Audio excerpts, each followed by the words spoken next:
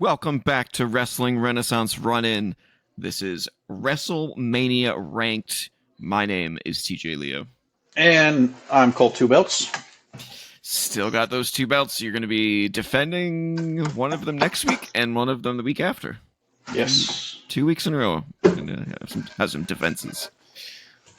So this is part 2 of Wrestlemania Ranked. If you haven't already seen our first video, make sure you check that out, where we ranked WrestleManias 1 through 20. As you can see here on our TierMaker list, we have already done 1 through 20, and we're going to be doing 21 through 40 today, which is quite the task. Quite the task. It took us a long time to rank 1 through 20, and something tells me it might take longer to get through these ones, because I think we'll have a lot more to say about these ones. This is sort of the modern era, getting in. We're getting past ruthless aggression into whatever you did they ever name the era that was like WrestleMania like 24 through like the 30s until we had commonly called the PG era. The PG era, yeah, that's a good way to put it. So, yeah, we got the end of the ruthless aggression era here, and then the PG era into the Renaissance era, or the Triple H era, whatever we end up calling it in the end. The lazy booking era. Ooh. Hot take. Hot take. Damn. All right, let's get into it. We left off at WrestleMania 21, which happened on April 3rd, 2005 in Los Angeles, California at the Staples Center. Tagline was WrestleMania Goes Hollywood, which at the time was kind of novel. One of the things about this leading into it, that's when you got a lot of those remade movie trailers. Yes. With the they were so good. Superstars. I actually saw one today on social media, on TikTok. It was the one about When Harry Met Sally. It had with Kurt Angle and Kane. And it was Christy Hemme. Yeah, Christy Hemme. That's right. And Linda McMahon afterwards was in it. Oh, I don't remember that part. Yeah, she's the one that after Christy Hemme does her little fake thing. Linda says, I'll have what she's having. Oh, is she really? Yeah, interesting. I'll have to go back and look at that. That's fun. Yeah. All right. Yeah, those trailers were hilarious. The best one was the taxi one with talking to me. You talking to me? I'm the only one here. Yeah, it's so good. Yeah. And there was the one that debuted at WrestleMania was the Stone Cold one from Gladiator. That one was pretty good. My name is Stone Cold Steve Austin, and tonight I unleash hell. That was so good. A Few Good Men. That's right. Oh, You Can't Handle the Truth? Yeah, You Can't Handle the Truth. Cena and JBL. Yeah, yep. That was pretty good too. Was there any other ones? Oh yeah, there was the Dirty You Shall Not Be Named. Oh, there was that one. Yeah. Braveheart. Triple H with the Triple H and Braveheart, yeah. And Ric Flair was in that one too. Yep. Whoa, he falls off the horse. Oh, that was good. All right, let's go down to the card. As usual, we do not talk about the undercard, not the undercard, but the dark match. So we're going to go right into the main card, which started off with Rey Mysterio defeating Eddie Guerrero in a 13-minute, in my opinion, classic. I thought this match was absolutely great. Nobody seems to remember this match but me, and I don't know why. I thought it was amazing. This match. I remember their match several years ago in WCW, the Halloween Havoc. 96 or 97. Yeah, so I watched a couple of documentaries and found out that this was supposed to be an ode to that match. There was a lot of spots from Halloween Havoc that were in this match. Yeah. They weren't apparently very happy with it for some reason, but I thought it was amazing. That just kind of shows you the expectations that those two put on themselves, especially for when they fought each other. But I thought it was a great match. Great opener, too. Very exciting stuff. Then we had the first ever Money in the Bank ladder match where Edge defeated Chris Jericho, Shelton Benjamin, He Who Shall Not Be Named, Christian with Tyson Tomko, and We can say Kane. Shelton Benjamin's name. What are you talking about? That's a true statement. That's a true statement. In a 15-minute 23 bout, and I mean, yeah, Edge won this, and I think rightfully so. But the shining star in this match was definitely Shelton Benjamin. Oh yeah, he did some absolutely crazy stuff.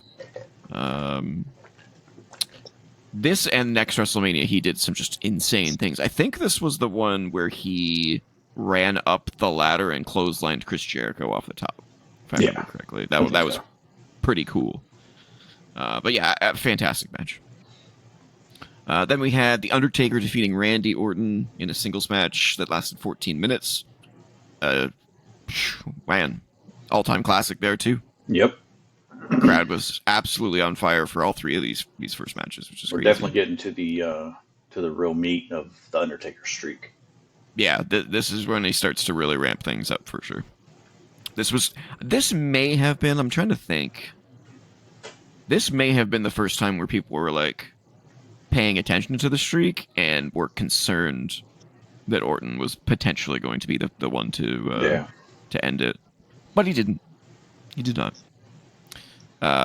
Stay tuned for who does break the streak. Two people. Well, one person who breaks the streak. Yeah, that's true. Then we had Trish Stratus defeating Christy Hemme in a 5.5 minute bout for the Women's Championship, which was not good. No. Christy Hemme, I think, was the Diva Search winner? I can't remember if she won it or not. I feel like, because she was also on Playboy, so I feel like she got all of the stuff. So I feel like she won the Diva Search, but not a good wrestler, unfortunately. No. But she still works in the industry, which is cool. So she clearly has a passion for the industry. Or maybe just being on television. The money. Then we had maybe one of the best matches of all time. Kurt Angle defeating Shawn Michaels by submission in a 27.5 minute 5-star nearly perfect match. Yep. So I said not earlier, but yesterday, or not even yesterday. Then part one. Last time on Wrestling Wrenaissance Wrun In, how I went to the theater to see 18. Yeah. I also went to the theater to see this one, and this was the last one I saw in theaters. Okay. And the crowd, I've never heard a room as loud as they were for Kurt Angle versus Shawn Michaels. I wouldn't doubt it. Every single that last quarter of the match where there was just sweet chin music, Angle slam off the top rope, submissions, counters, left, right, and center. The entire theater was on its feet the whole time, including myself. It's one of the best matches of all time. It's definitely in my top 3 of all time. The only thing that would prevent it from being a number one thing is the botched kick out. Oh yeah. I don't know if you remember that. That really pissed off the crowd in the theater. Shawn Michaels just missed it. It happens. It just sucks that it happened in that particular match. That's all. Then we had a very strange ode to celebrity matches with sumo legend Akebono defeating The Big Show in a sumo match that lasted about a minute. And it was the P match. It was the Go P match before the main events. Kind of the spectacle match.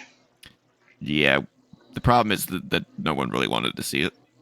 So it was, if you're going to have a spectacle match, you got to have it be a spectacle. And it wasn't really that. Then we had for me personally, one of the most disappointing main events. I mean, semi-main event, I guess, in WrestleMania history. John Cena Really? defeating JBL. It only lasted 11 minutes, and it was maybe one of the most by-the-numbers win I could possibly have imagined. The theater was just like, oh, he won. That was it. And I kind of felt the same way. I was just like, one, I guess, FU at the time, attitude adjustment, whatever you want to call it these days. And it was it. I mean, sometimes predictable isn't bad.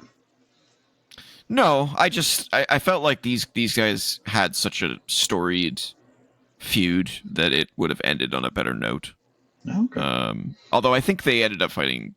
The feud continued, I think, after WrestleMania. So, probably. I just thought it needed more. But that being said, the main event was Batista defeating Triple H for the World Heavyweight Championship in a 21-minute bout. This one was actually really good. It's so funny in hindsight how they were higher on Batista than John Cena at this time, though. And then within the next 365 days, they were like, "Oh, wait, we picked the wrong guy. It should have been Cena. It should have been Cena, guys. We fucked up." Yeah. But a good main event. It was good. Yeah, I liked it. So as per how we rank this one. So I mean, the first match was great. The second match was great. The third match was great. The women's match was poop. One of the best matches of all time in Angle and Michaels. And then we had, the poop of Akibono and Big Show. But then we had two pretty good main events, title matches. So this was a pretty good show. It was a really good show. Oh, and then it's not even in here, but there was also the segment with Stone Cold, Roddy Piper, and Carlito, which I felt was a little shallow, honestly. It wasn't that great. Yeah. It was fun. It was funny, but I remember thinking it felt odd after watching it, and years later, when I went back and rewatched it, I was like, oh, that's why it's awkward. It's because if you really listen to them, it's clear that Vince was like, just go out there and do whatever you want to do. This wasn't like a scripted thing. Besides Carlito coming out and whatever Carlito was saying, everything between Stone Cold and Roddy was clearly unscripted, and they just couldn't. They couldn't. I don't know. They didn't nail it, unfortunately. But yeah, where are you thinking we put this one? I thought it was great. Yeah, I'm thinking top of great for me.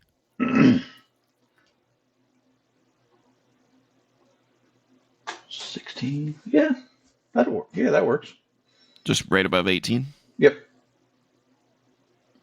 Well, bam. That's easy. I like it. All right. Let's move on to WrestleMania 22, which took place in Rosemont, Illinois. The tagline was "Big Time," because they were running out of ideas at this point for taglines. I think "Big Time" was the Chicago. Yeah, I think this was. I think the tagline was "Big Time" because the theme song was "Big Time" I think they by used, someone. Peter Gabriel. Yeah, Peter Gabriel's "Big Time." Yeah. The one thing I do find it really funny is that the poster that they created for it features John Cena and Booker T. But they didn't face each other at WrestleMania. Yeah. It was like, why is this the poster? Very, very, very bad poster. But let's get into it. Things kicked off with Big Show and Kane, the World Tag Team Champions, defeating Carlito and Chris Masters in 6 and almost 7 minutes. I thought the wrong people won in this match at the time. I was like, why would you bury Carlito and Chris Masters with two established stars? I just don't understand. Because Chris Masters was no good. Ooh, hot take. I liked Chris Masters. I thought they could have done more with him. Certainly could have done more with Carlito. Although he just didn't have the charisma. Masters or Carlito? Masters. Carlito Masters. does. Yeah. The rumor back then, dirt sheets be damned, but the rumor back then was that Carlito just had no ambition to Yeah. be anything more than what he was, which is kind of strange. It's like, why do you get into the industry if you have no interest in I doing guess because that's anything? what's expected of him, being in the Yeah, family that he was. yeah, it's weird. Yeah. Then we had the second annual Money in the Bank ladder match where Rob Van Dam defeated Bobby Lashley, Fit Finlay, Matt Hardy, Ric Flair, and Shelton Benjamin in a 12-minute bout. This was once again freaking fantastic. Highlights from the match. Let's see. Shelton Benjamin did a running off the ladder that was leaning on the ropes and somehow switched it into a swanton bomb to the outside of the ring. Matt Hardy delivered a superplex off the top of the ladder to Ric Flair, of all people. Yeah. Which was kind of funny because Ric Flair was supposed to act like his ankle, I think, was injured. But he had this moment of like, oh shit, that hurt really bad. And then he was like, oh wait, it was supposed to be my ankle. Yeah. They actually took him to the back that. for a while, too. Yeah, they took him back. I mean, I feel like that was kind of necessary to protect him. Yeah. They're like, all right, you took your bump. Go to the back and chill for a bit, man. You're good. You're too old for this stuff. It felt like he in the first place. I have to assume he wanted to be. He was like, I can do that. Don't tell me what I can't do. It's Ric Flair. You know what I'm saying? But who knows? There was also like a sunset powerbomb on Bobby Lashley. Rob Van Dam did a frog splash off the top of the ladder. It was a good match. I don't think it was as good as the first one, but it was still really good. High quality. Yeah. I liked it. Yep. Then we had a United States Championship match where JBL defeated He Who Shall Not Be Named to become the new United States Champion by cheating. It was just shy of 10 minutes. He's a heel. That's what heels do, especially him. Yeah. Yeah. The match was very forgettable. It was there. So much that we forget one of the competitors. Yeah, who's that guy? I don't know who that guy is. I don't know. I don't know either. Jillian Hall was also in that match, the one with the growth on her face. Yeah. The big mole. That was such a weird storyline. And then Boogeyman ate it. Oh, yeah. That was so gross. Oh, my God. WWE was so fucking weird back then. Yeah. They had a lot of weird stuff. Yeah, it was all Vince. Then we had Edge defeating Mick Foley in a hardcore match that, for a lot of people, sort of solidified Edge's main event status. Yeah, definitely. That was he went through career-making moment for Edge. Yep. He bled like crazy. He had the tacks in his back. Flaming table. Spear. Yeah, speared Foley through the flaming table. Yeah. It was a good match.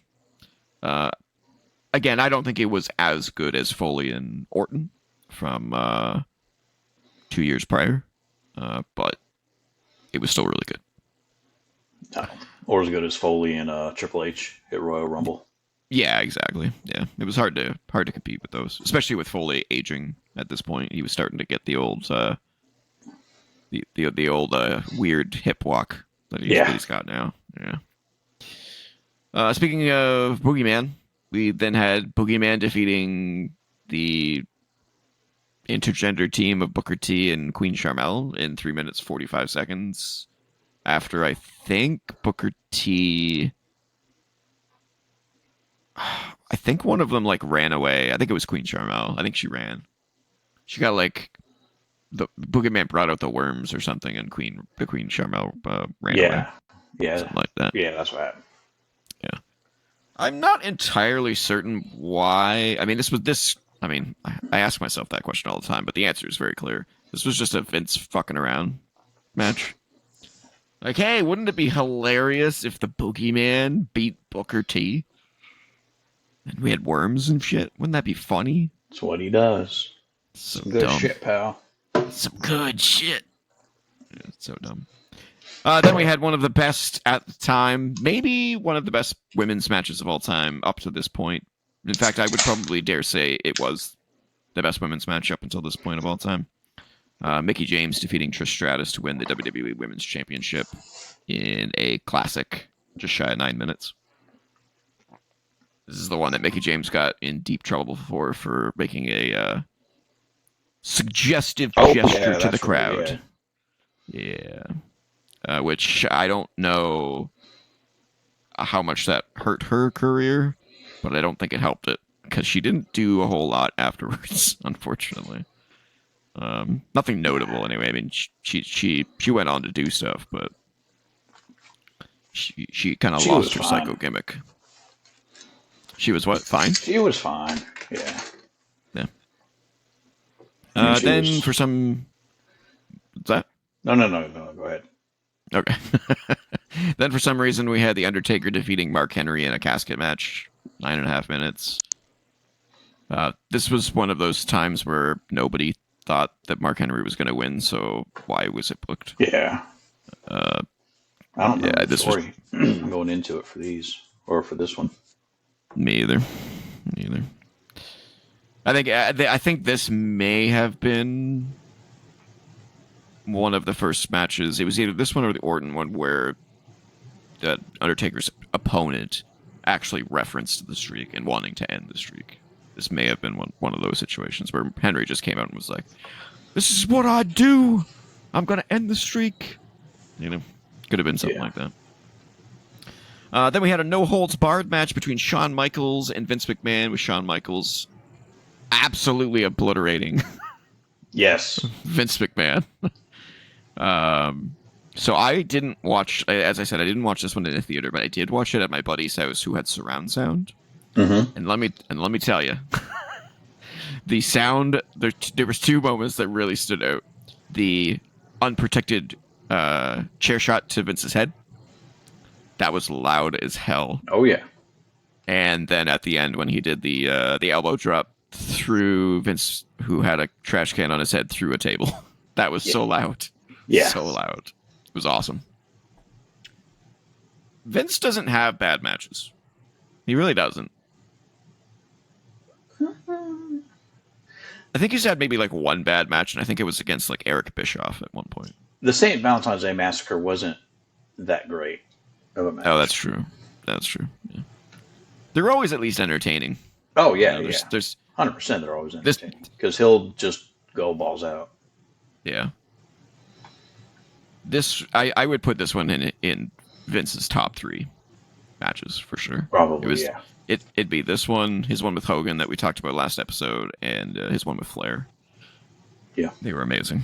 Oh, and then obviously the one at WrestleMania 17 with Shane. That was great too.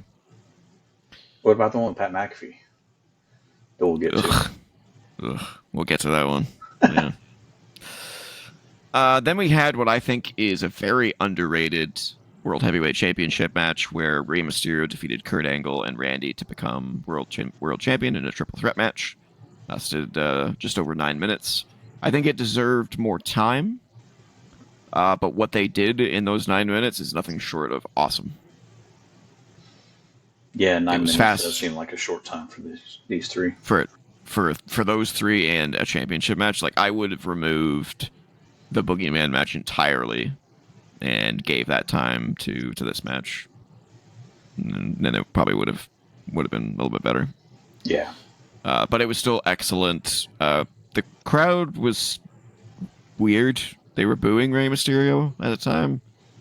They had built it up as like, Rey was doing it for Eddie, and this crowd kind of like, I don't know, they smirked a little bit and were being like, "Oh, well, he's just capitalizing on Eddie's death." And it's like, it was Chicago. That's what they do. Yeah, it's true. Yeah, so that kind of soured it a little bit. Although by the end of the match, they were like, "All right, it's fucking Rey Mysterio. He rocks." All right, so he did sway them. Although he did have a really bad botch in that match when he tried to do the 619 around the turnbuckle or the ring post and slipped off. Yeah, so that sucks. But He did. I think this was the only time in his WWE career where he did the proper West Coast pop. So normally the West Coast pop is, well, so he does the 619, and then he springboards off the ropes and sort of does a sit onto his opponent. But this was the only time that he did the actual West Coast pop that he used to do in, I think, what was it, AAA? I think is where he came from. Where he, instead of just landing on him, he lands on him and then does a Hurricane Rana into a pin. Okay. And that's the actual version of the West Coast pop that he used to do. And for whatever reason, I don't know if it was just to keep Ray safe or what it was that he saved it for this particular match for, but it was awesome. And they never used it again. Yeah, just make it special, I guess. So great match, very fast paced, no room to breathe. It was just constant go. And then we had Then we had the P match. Tori Wilson defeating Candice Michelle in a Playboy pillow fight. 4 minutes long. Yay. Yep. Yay. Yay. And then we had the main event. Well, I mean, they already had Mickie James and Trish Stratus, so it's like, why? This wasn't necessary. But it was a P match, so sure. This was also one they could have taken them out and given it to the World Heavyweight Championship match. Yeah, it's true. And then we had the controversial John Cena defeating Triple H by submission to keep his WWE Championship in the main event. 22 minutes long. Excellent match.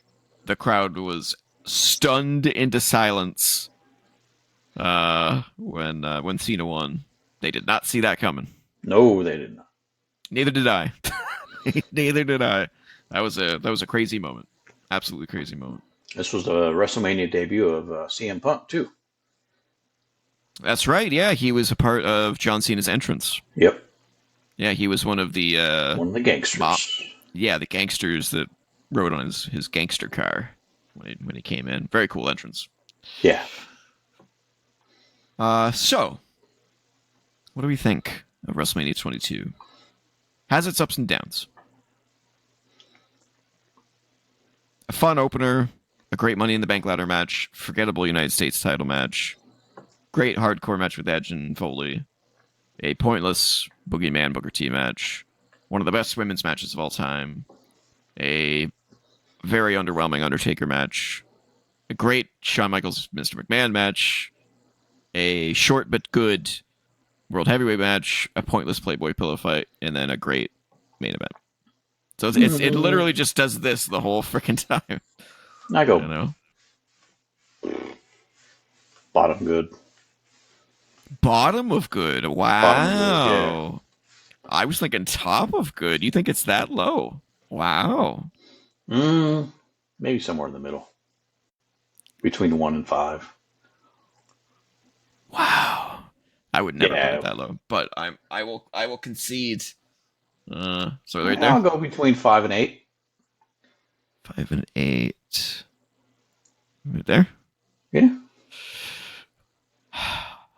Sure. If you want to put it higher, you can put it higher. No, it's cool. We got to be in the middle. It's our list, not my list, right? I'm okay with that. I think it was good for sure. Either way, we're it's in the right column or row. It's in the right row. All right, let's move on to WrestleMania 23. WrestleMania's return to stadiums after a hiatus for 3 years. April 1st, 2007, Detroit, Michigan at Ford Field. The tagline was "All Grown Up." This was the last one to be filmed in standard definition. Yeah, yes, it was. I will say that before we get into the matches, one of the best sets in WrestleMania history. I don't remember what this one was. Oh, it was huge. It was so tall and it had these like animated borders on the left and right sides, and it had like a transforming entranceway for a couple of the entrances. Okay. The opening vignette and pyro has not been beaten since. Oh, really? Go back and watch that opening, like that. You know how they always do like a video package hyping up the event before it starts? Yeah. Oh, yeah. Go watch that video and tell me you don't get chills. It is so good. I'll have to. And then the pyro is freaking amazing. It's just so good. It's just so good. Just wanted to point that out. Really good. So let's get into the card here. So we actually started off this year with the third annual Money in the Bank ladder match with Mr. Kennedy. Oh, man. What could have been? Kennedy defeating CM Punk, Randy Orton, Fit Finlay, Matt Hardy, King Booker, Jeff Hardy, and Edge in a 24-minute bout. And yeah, you're right. Where would we be if politics and bullshit did not kill Mr. Kennedy? Yep. What could have been? I mean, look at those names that are in there. Edge, Jeff Hardy, Booker T, Randy Orton, CM Punk. Yeah, crazy. Crazy match. Yeah, Kennedy was so good. I was so high on him. And I liked him a lot. Then he just fell off the face of the planet once he got injured. But this match was really good. Once again, I don't think it surpassed the first Money in the Bank ladder match, but it was still really good. This is the first. Yeah, it was so good. This was the first Money in the Bank ladder match where they started breaking the ladders, which I never liked. I always thought it was stupid. Yeah, it's kind of odd they breaking ladders. Yeah. They had a couple. I don't remember which events they were at, but they had a couple where I don't know if they like made them out of like a really light aluminum or what it was, but they had a couple of them where the ladders bent like metal. Yeah, but almost like they're aluminum instead of fiberglass. Yeah, and then like 90% of the ones that break are just wood. They're just like wood with silver paint on them, and that's what they started doing here. And it was like, come on, or the cheap aluminum. Yeah, it was not. I just don't like the broken ladders. I think it's dumb, unless it's a legitimate like broken piece of metal, you know. But yeah, the spot they did it with the broken ladder in this one was Jeff Hardy doing basically a leg drop onto Edge, which looked really nasty. Looked really bad. Then we had the Great Khali defeating Kane in a singles match, 5.5 minutes. Yeah, Sorry, not a good. Almost fell asleep. Not a good one. The only thing that was notable about this match was Kane body slammed Great Khali in some sort of like reference to WrestleMania 3. Because it's been 20 years since that event. Yep. Whoop-de-doo. Then we had He Who Shall Not Be Named defending his United States Championship against MVP in 9 minutes. This one was okay. It was fine. Yep. Then we had just a fantastic barn burner in The Undertaker versus Batista. Title versus streak for the World Heavyweight Championship. Lasted just shy of 16 minutes. Why this was in the middle of the card, I will never, ever understand. But here it is. It was fantastic. Well, I mean, where are you going to put it first? Or last? I mean, you could have put it last. Could have made a case for 3 matches being last.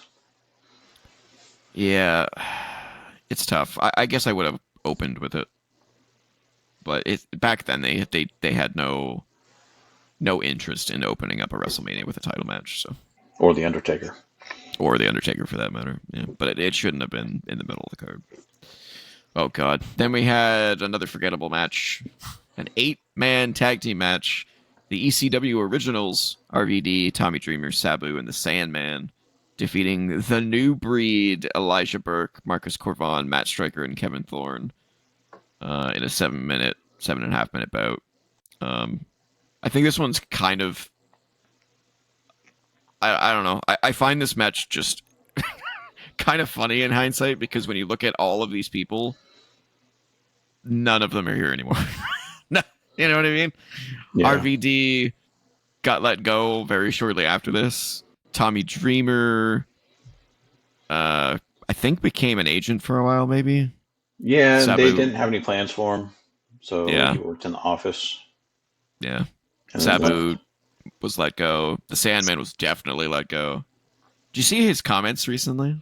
no, He was like, I hated being there, and working for WWE was soul sucking. you probably would think that. Yeah. I mean, And then you got the new breed. You got Elijah Burke, who I don't know what happened to him. he went to He, no, he was in TNA before and yeah, I after. think I he was in think TNA before. I don't it think was he the did. Pope D'Angelo De Niro. Oh, the Pope. Yeah. Yeah, What's he that's who he doing? What's he was. doing now? Let's see. Uh,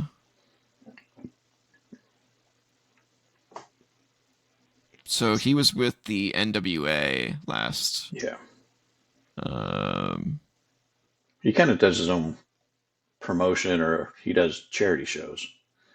I think right now, last I heard. yeah, yeah. He's not an active wrestler by the looks of it. That was 2020 was his last update. So yeah, not active. And then you got Marcus Corvon, which I thought he was going to be huge. Yeah, I thought so too. I loved the pounce. The Pounce, yeah, he was That was so cool. Monty Brown in TNA. Yeah. I thought he was going to be huge. I don't know what happened to him either. Let's see. Let's take a look at his. I think he kind of left the business to take care of his family. I think is what I remember reading. Yeah, it says he retired from wrestling after being released from WWE in 2007.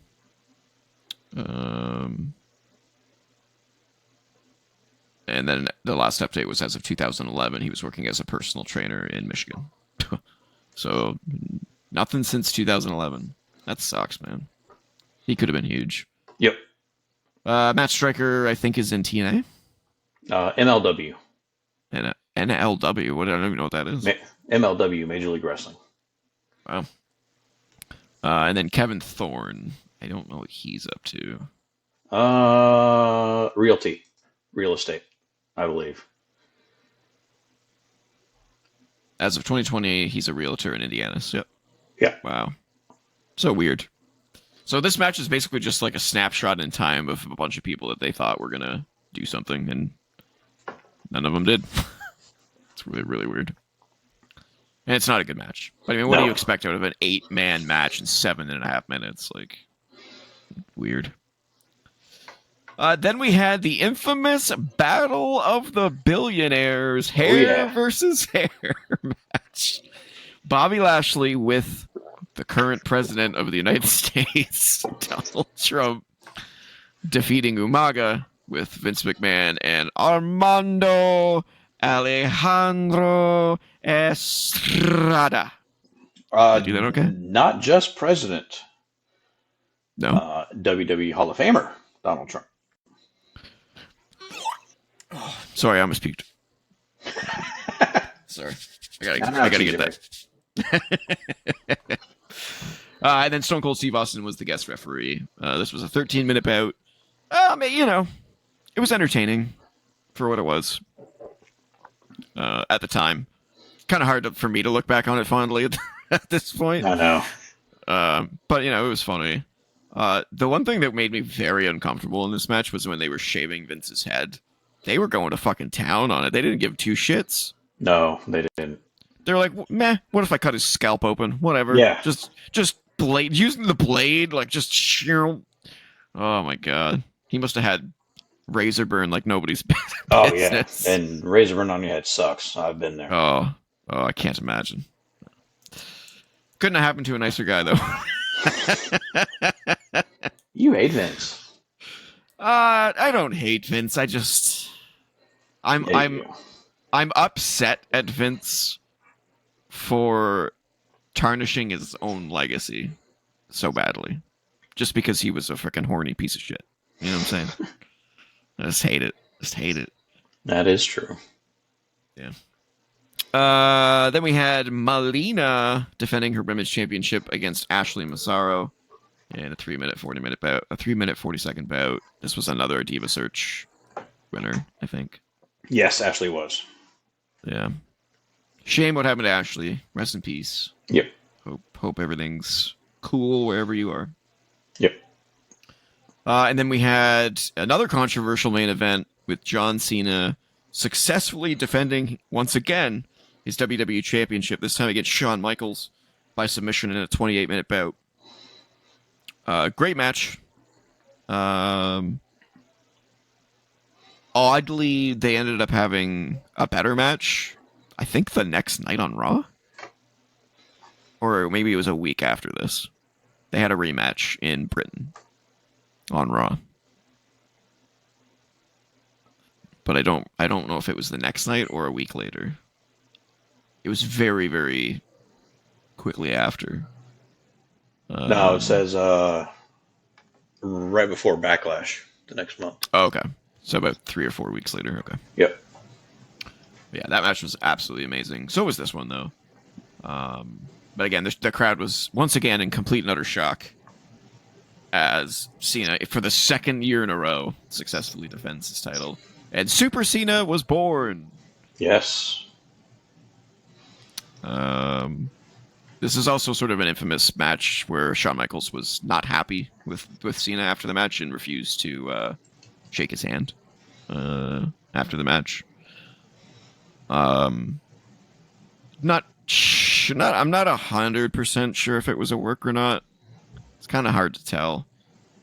But the story goes that Cena did not sell his leg that Shawn Michaels was working on the whole match.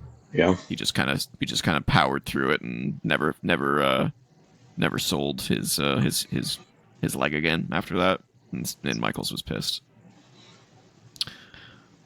All right, so we have another up and down WrestleMania here. We've got a good ladder match, and then a poopy big man versus big man match, and then a meh United States match, and then a great World Heavyweight match, and then an absolutely pointless 8-man tag, and then the hard to look back on Battle of the Billionaires, and then a very meh Women's Championship match, and then a very good main event. So I would put this one pretty much right below where we just put 22. That works I think for it me. has. Yeah, I think it has. Decent. Yeah, it has the same up and down problem of 22. It's like 50% great and 50% bad. So. But, like I said, check out that opener, people. If you haven't seen the opening to WrestleMania 23, go watch it. It is phenomenal. Check it. Oh, yeah. Aretha Franklin sang America the Beautiful on that one. So that included was amazing as well. All right, moving on to WrestleMania 24, which took place on March 30th, 2008 in Orlando, Florida at the Citrus Bowl. The tagline was the biggest WrestleMania under the sun. I didn't even know that. Once again, you said earlier this was the first HD WrestleMania. Yep. And it shows. It definitely shows the difference. If you go watch WrestleMania 23 and then you go watch 24, your eyes will be like, what happened? Yeah. Like, how do we ever watch stuff not in this? It's pretty crazy. It's pretty crazy.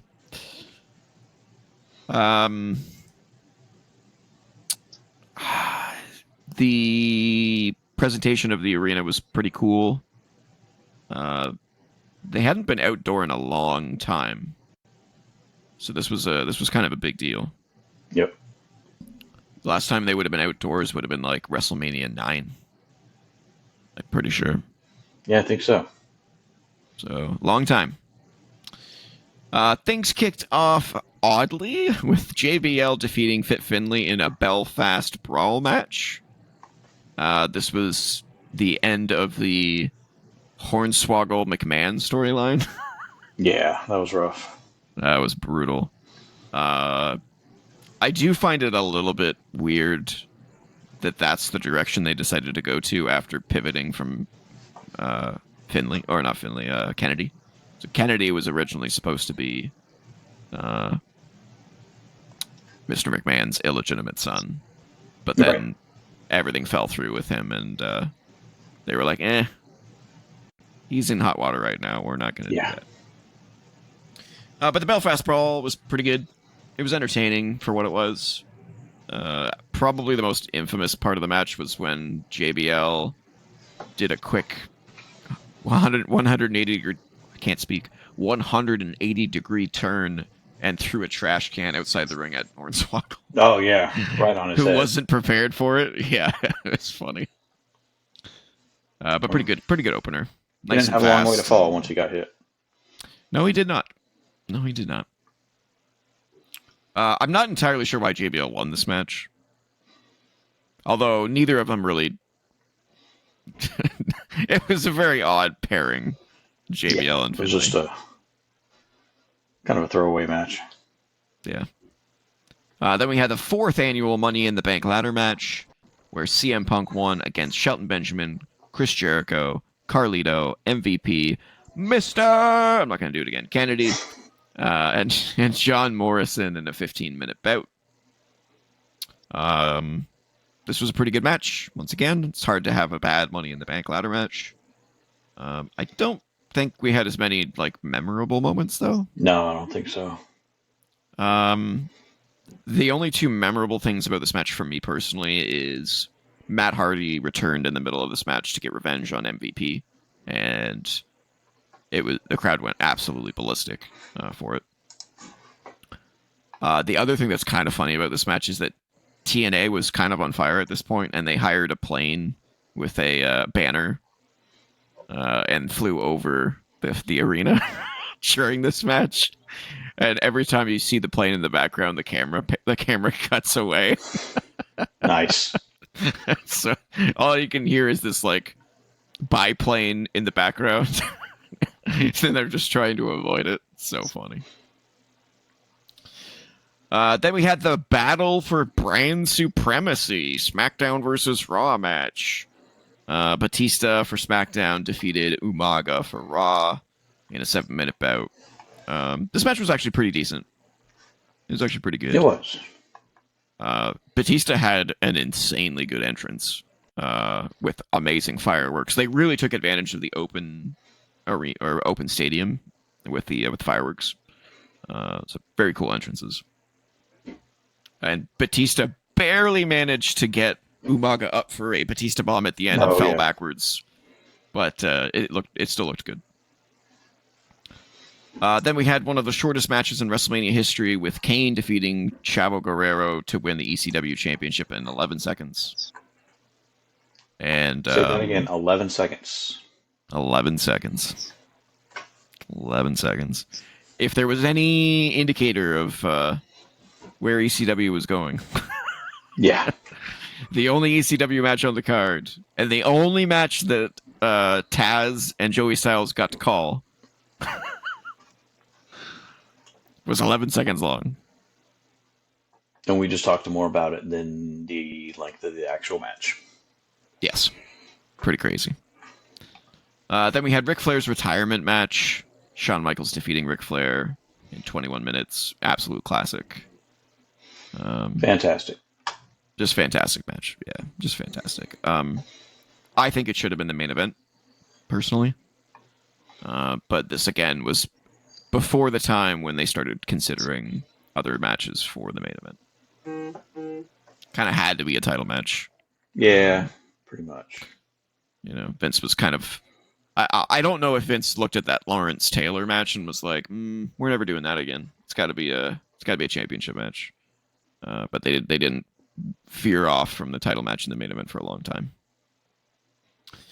Then we had Beth Phoenix and Melina defeating Maria and Ashley in a Playboy Bunny Mania Lumberjill match in 5 minutes with Snoop Dogg at ringside. Because reasons. Yeah. besides Snoop Dogg, the only thing that was memorable about this match was the power went out in the middle of the match. Did it? I don't remember that. Yeah. So they had to light the arena with like 2 spotlights that were on some sort of like separate circuit. It was not good. Then we had a triple threat match for the WWE Championship with Randy Orton retaining his WWE Championship against Triple H and John Cena in a 15-minute bout. Once again, another shocker for the crowd. No one expected Randy Orton to win. In fact, this was during the time that WWE was doing those AT&T mobile votes. Do you remember that? Oh, yeah. And they were like, who do you think's going to win the match? And like, I think it was like 8% thought Randy Orton was going to win. So that was cool. Great match. And probably one of the most entertaining parts of it was, I don't know if you remember, so like there's a lot of audience members that you can kind of like track as you watch WWE.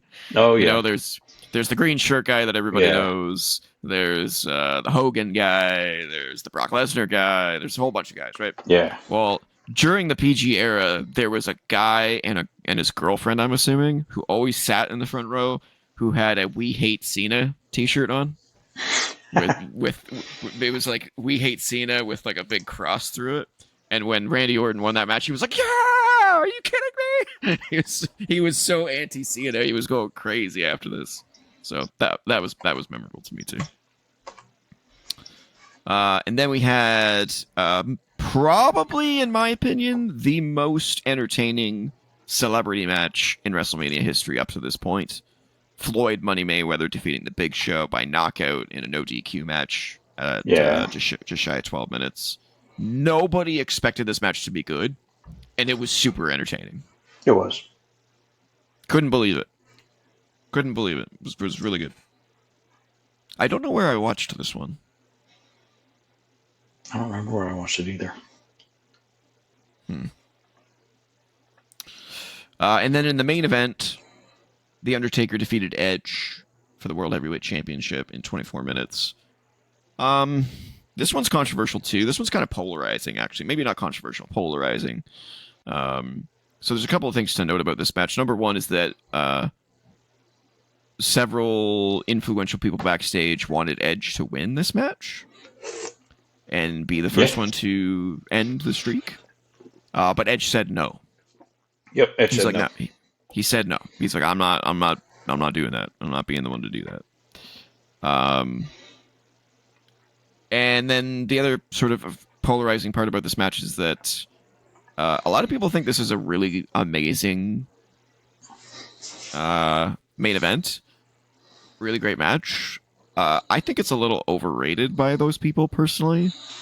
When I was watching it live, I distinctly remember having zero faith that Edge was going to win. So it didn't really do anything for me. I mean, to me, none of the matches you really thought Undertaker was going to lose at this point. I guess I was pretty gullible. I mean, yeah, you're probably right. I don't think he was going to lose against Batista or Mark Henry. I did think he was going to lose against Randy Orton, though. But this definitely sort of continued that trend of the last 3 WrestleManias of like, no, Taker's not losing. Yeah. So I just wasn't invested in this match as much as other people maybe were. I think Shawn Michaels and Ric Flair should have been the main event here. Nothing against Taker, obviously, or Edge. Yeah, it would have been appropriate. Yeah. Also, Ric Flair's entrance was amazing. I forgot to mention that. Absolutely stunning. Except for him crying the whole time. Yes, he did. He did a lot of crying at the end of that match. Yes, he did. All right, where do we think WrestleMania 24 goes?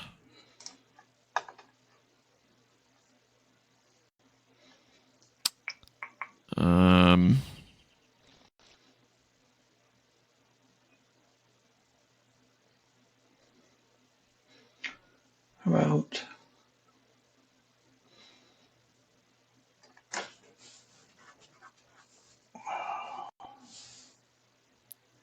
I'm Good's getting filled up. It is getting filled up. But I mean, it's WrestleMania, so it's hard.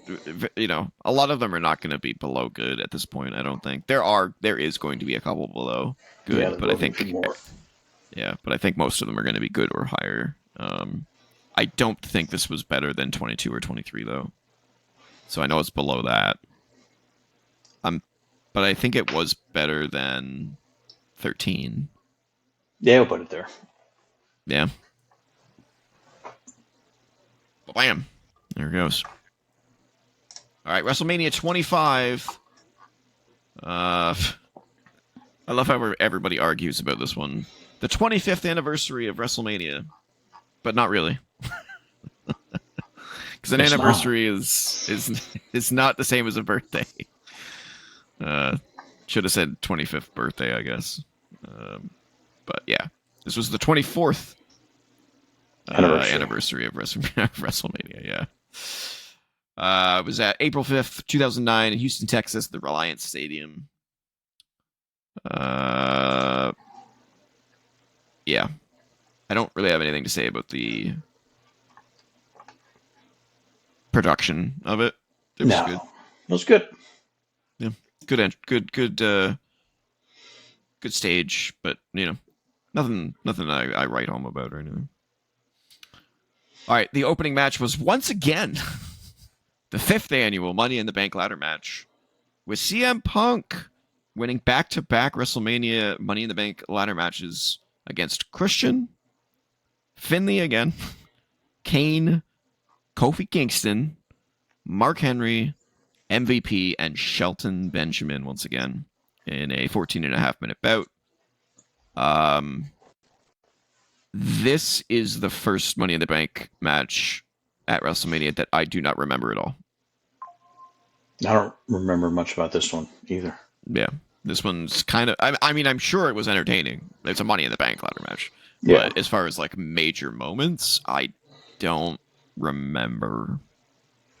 I don't remember anything, so I can't really comment much more than that. It was cool to see Punk win again, and I don't think there was anyone else in that match that deserved it as much as Punk. Maybe Christian. I would have loved to have seen Christian win it. Then we had Miss WrestleMania Battle Royale. Oh, yeah. With Mae Young as a special guest timekeeper. And what better way to celebrate women at WrestleMania than by having a man win it? What are you talking about? I was Santina. Oh yeah, that's right, yeah. Santina Marella won by last eliminating Beth Phoenix in 7 minutes 25 seconds, and nobody gave a shit. Nobody gave a shit. No one did. Then we had the handicap elimination match with Chris Jericho defeating Jimmy Superfly Snuka, Ricky Steamboat, and Roddy Piper, with Ric Flair at ringside in 8.5 minutes.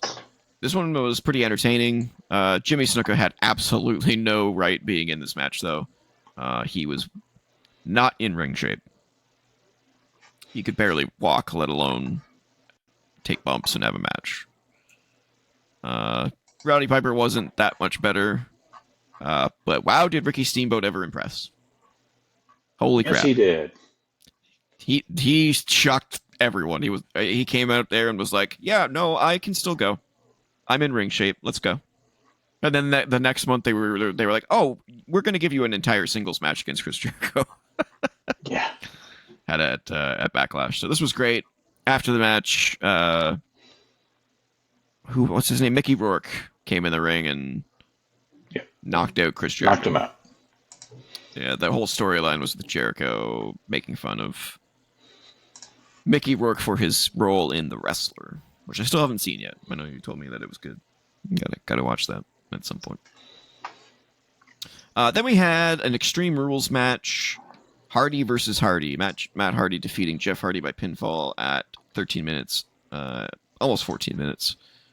I think this match is kind of underrated. And the ending to this match is so hard to watch. It's brutal. I remember it. So the end of this match was Jeff had Matt Hardy on the ground with one of those super tall ladders in the ring. climbed to the top of it, and mocked Matt Hardy by doing one of his Hardy leg drops from the top. Yeah. But Matt moved. Oh. And all you see and hear is just this loud bone cracking snap when he hits the ground. Oh. And then Matt gets up and puts Jeff's neck in a steel chair and does a twist of fate with him in the chair. Oh, yeah. I remember It was nasty. It was so good. Great match. Great match. Didn't do anything for Matt Hardy's career. Unfortunately. No. They were really trying to make him like a big player, and that just didn't work. I liked him. I thought he was great, but Vince didn't believe in him for whatever reason. Then we had JBL's retirement match, unexpectedly. Rey Mysterio defeating JBL for the Intercontinental title in 21 seconds. And immediately following the match, JBL retired. Yep. Very interesting. Then we had one of the best matches of all time. Undertaker defeating Shawn Michaels by pinfall 100%. in 30, almost 31 minute absolute classic. Top 3 matches in WrestleMania history. Yep. What needs to be said about this match? It was perfect. I mean, how can you get any better than perfect? It was perfect. It was Only so good. drawback to it was the dive over the top from Undertaker. Yeah. The cameraman did not catch him. That poor cameraman, I'm sure, got fired immediately. That was a talent too. Yeah, I was gonna say it wasn't a cameraman. It was someone on the up and up who It was failed to catch I believe it was a bloodline family member. I know. I always thought it was too. I thought it was a Fatu individual, but I don't know who it was. They wore like all black and a hoodie and everything, so you couldn't even see who it was. Oh, Sim Snuka. Sim Snuka. Deuce. Remember Deuce in Domino? Deuce. Yeah. It was Deuce. But it was Tamina's brother. Wow. Yeah, well, he didn't go anywhere after that, that's for sure. No. But yeah, I mean, amazing match. Absolutely amazing match. Then we had a triple threat for the World Heavyweight Championship with John Cena defeating Big Show and Edge by pinfall. 14-minute-and-a-half bout.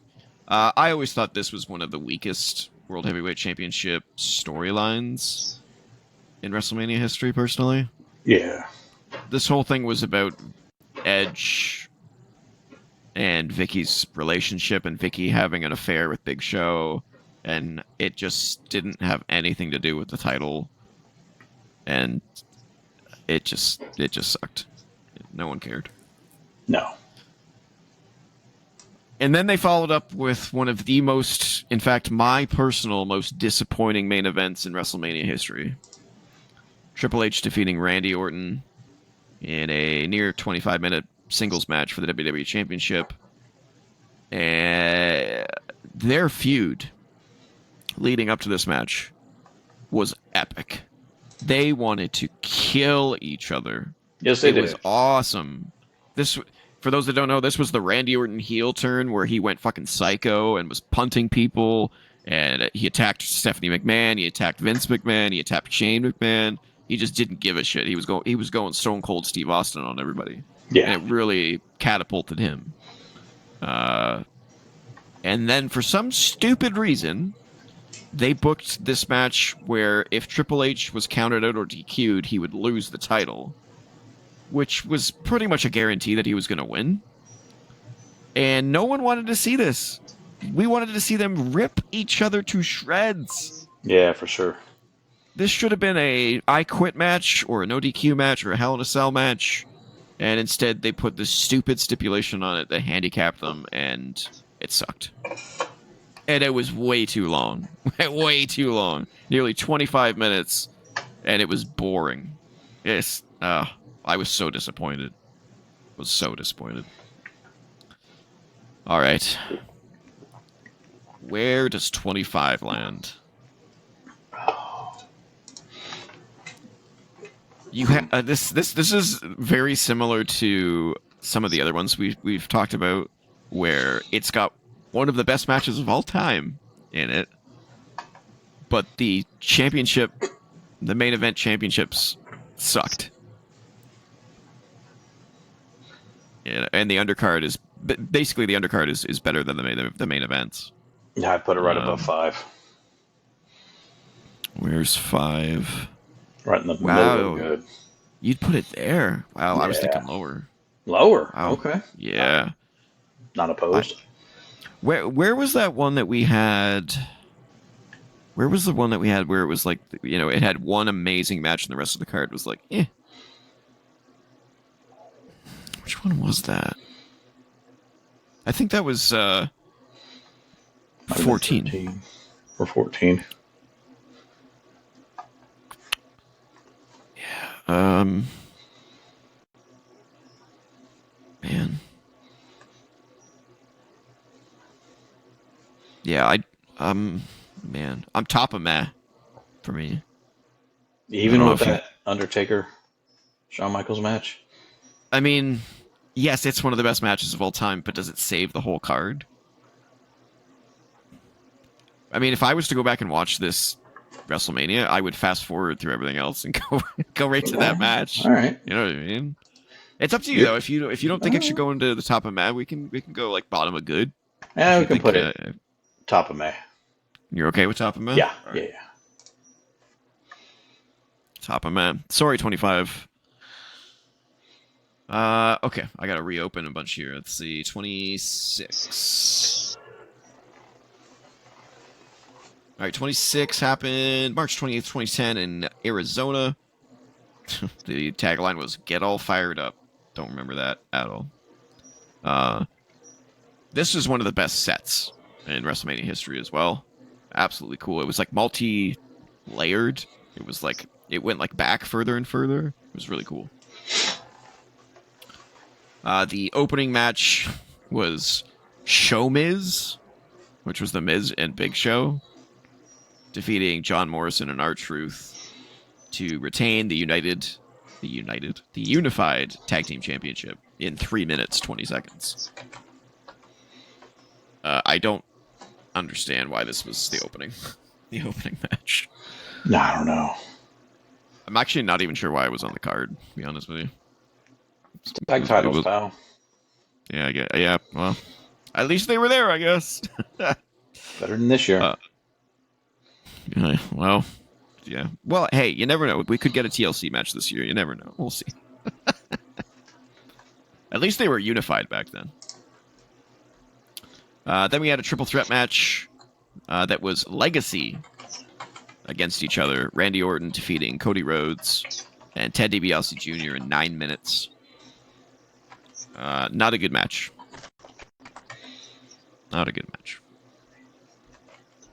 I think the story was cool, but they kind of gave up on Legacy and stopped trying to build Cody Rhodes and Ted DiBiase Jr.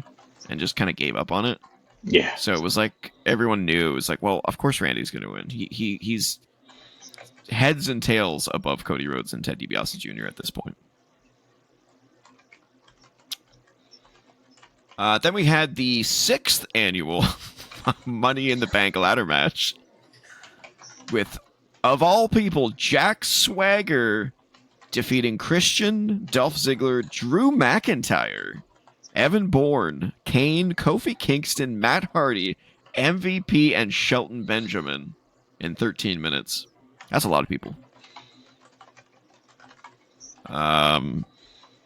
Trying to remember if there was anything noteworthy in this match, any noteworthy spots. Evan Bourne must have done something, but I don't know what he would have done. Probably. Same thing with Kofi and Shelton. They must have done something, but I don't... We're at the point now where Money in the Bank is just kind of blurry. 6 years in. So I'm sure it was great. It's a Money in the Bank. Again, it was good, I'm sure. Yeah, you can't go wrong with a Money in the Bank match. I don't think there's ever been a bad Money in the Bank match. Then we had Triple H defeating Sheamus in 12 minutes, which the match was decent, but the wrong guy won. This was one of those things where it was like, why would you bury Sheamus? I know. For some reason, I was thinking Sheamus won, but I guess he didn't. Yeah. No, he didn't. He had already won the WWE Championship at this point, so why would you shove him down the card like this? It was very strange. Then we had Rey Mysterio versus CM Punk. Rey Mysterio won. This was the Straight Edge Society match, where if Mysterio lost, he'd have to join the Straight Edge Society, but he won, so he didn't. 6 minutes, 30 seconds. I thought this match deserved more time. It was a cool feud, and those two can go. Yeah, it was good. And it was good for a 6 minute, 30-second match, but I think it needed more time. Oh, God. I completely forgot about the next one. Then we had the return of Bret Hart, defeating Vince McMahon by submission in a no-holds-barred lumberjack match with Bruce Hart as the special guest referee. Oh, this was so bad. It was bad. It was absolutely terrible. So, it was supposed to just be Bret Hart versus Vince in a no-holds-barred match. But then at the beginning of the match, Vince comes out and he's like, "Hey, Bret, guess what? I paid your entire family to be lumberjacks. And Bruce is gonna ref, and you got screwed again." Yeah. And everyone in the audience was like, what the fuck is happening right now? This is the dumbest thing I've ever heard. As if the Harts would... as if Vince would trust the Harts to back him up. And B, no one would believe that the Harts would align with Vince. It was just stupid. Yeah, and no one bought it. And then what followed was Bret Hart just beating the shit out of Vince for 11 minutes with a chair. And it was very uncomfortable. Just McMahon giving Bret the go ahead to take out all your frustration out on me, and we're good. Yeah, basically. Yeah, it's like, if I let you do this, we're squared. All right. Yep. Which was big of him to do, but I don't think it was necessary to do it at WrestleMania. Survivor Series would have been appropriate. That would have been more appropriate. Yeah. In Canada, if they could manage that, that would have gone over way better if they did it in Montreal at Survivor Series. That would have at least been like, the crowd would have been like on board with it, you know. Yeah, but yeah, this was rough. Then we had Chris Jericho defeating Edge to retain his World Heavyweight Championship match in a 15-minute bout. This was a match that I just didn't give a shit about for some reason. I don't know. I just don't think Chris Jericho and Edge had a chemistry. And they were okay together. Yeah, like they weren't anything special for some reason. I don't know. The match was fine, but you expect more from these two. So, was not a fan of this one. Oh God. The train keeps getting worse. Oh, yeah. Then we had a 10-diva tag team match.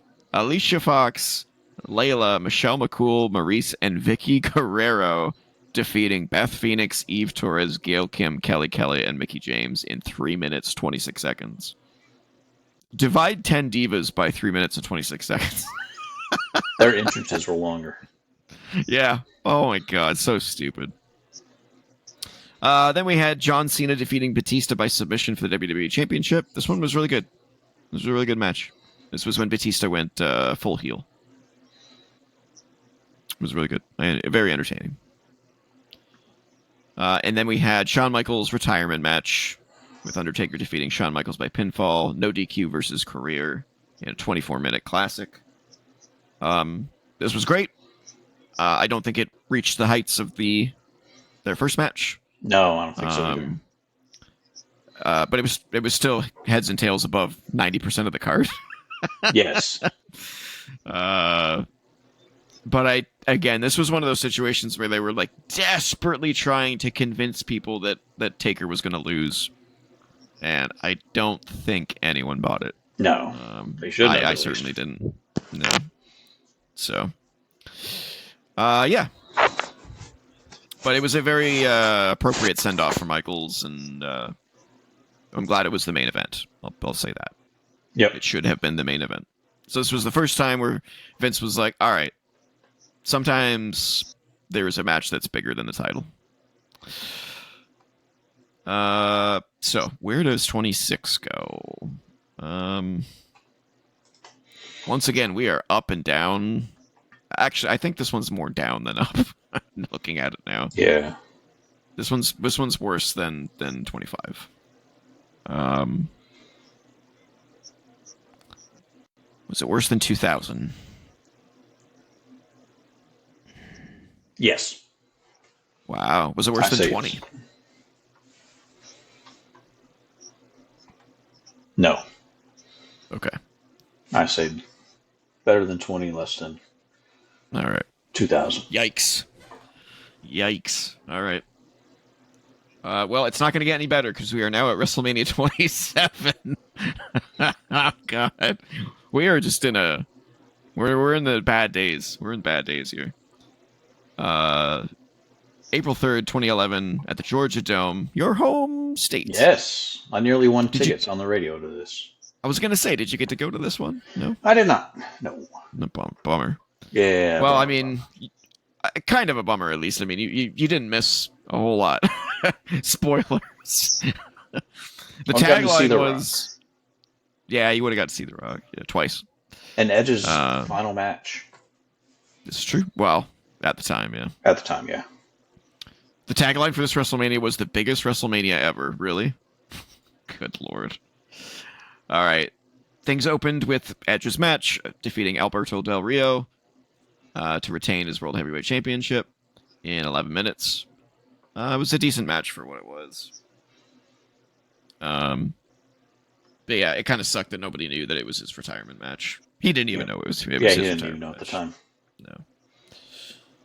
No. Then we had Cody Rhodes. What was his name at the time? It wasn't Dashing Cody Rhodes. It was the one after that. Yeah, he was dashing at this time. No. He had the mask. Yep. So it was... Didn't he have like a name?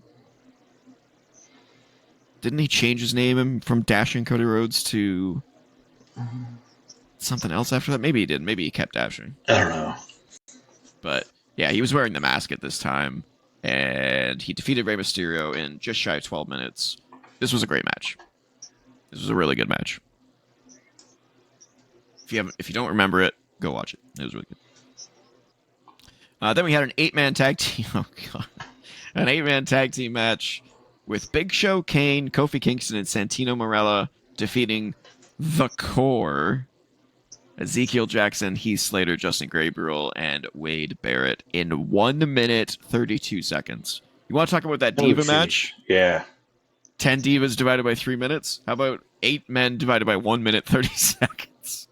Yeah. So all this match was to give Santino his flowers for all of his work that he did over the years, all his comedy acts and all that stuff. He won this match, and he got to celebrate in the ring at WrestleMania. That was kind of his gift from Vince, apparently.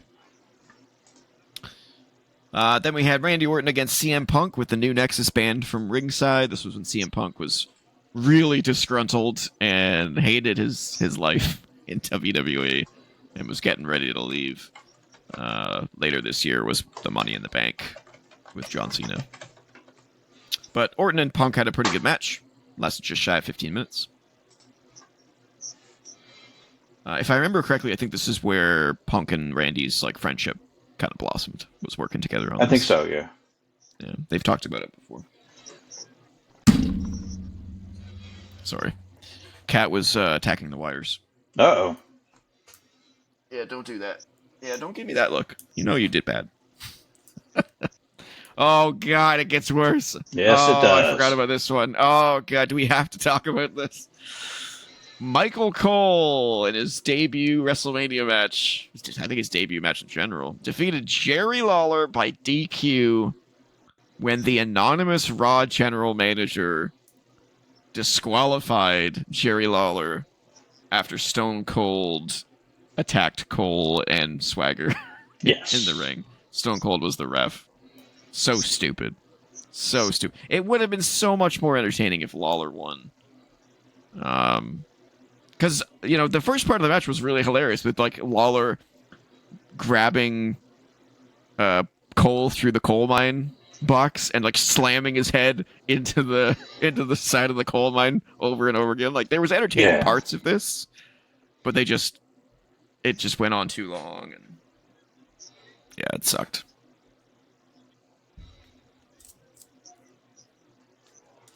He's shooting the wires again. Not good.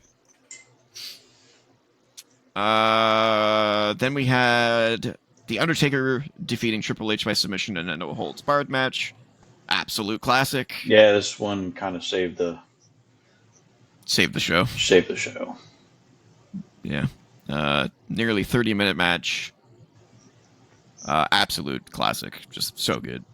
So good. Just brutal from the start. Something funny about this match is that they actually used this match to destroy the coal mine. I don't know if you know that. What they did, yeah. Yeah, Taker, like, speared him through it, basically. It didn't really work, though. The coal mine's pretty hardy, apparently. Yeah.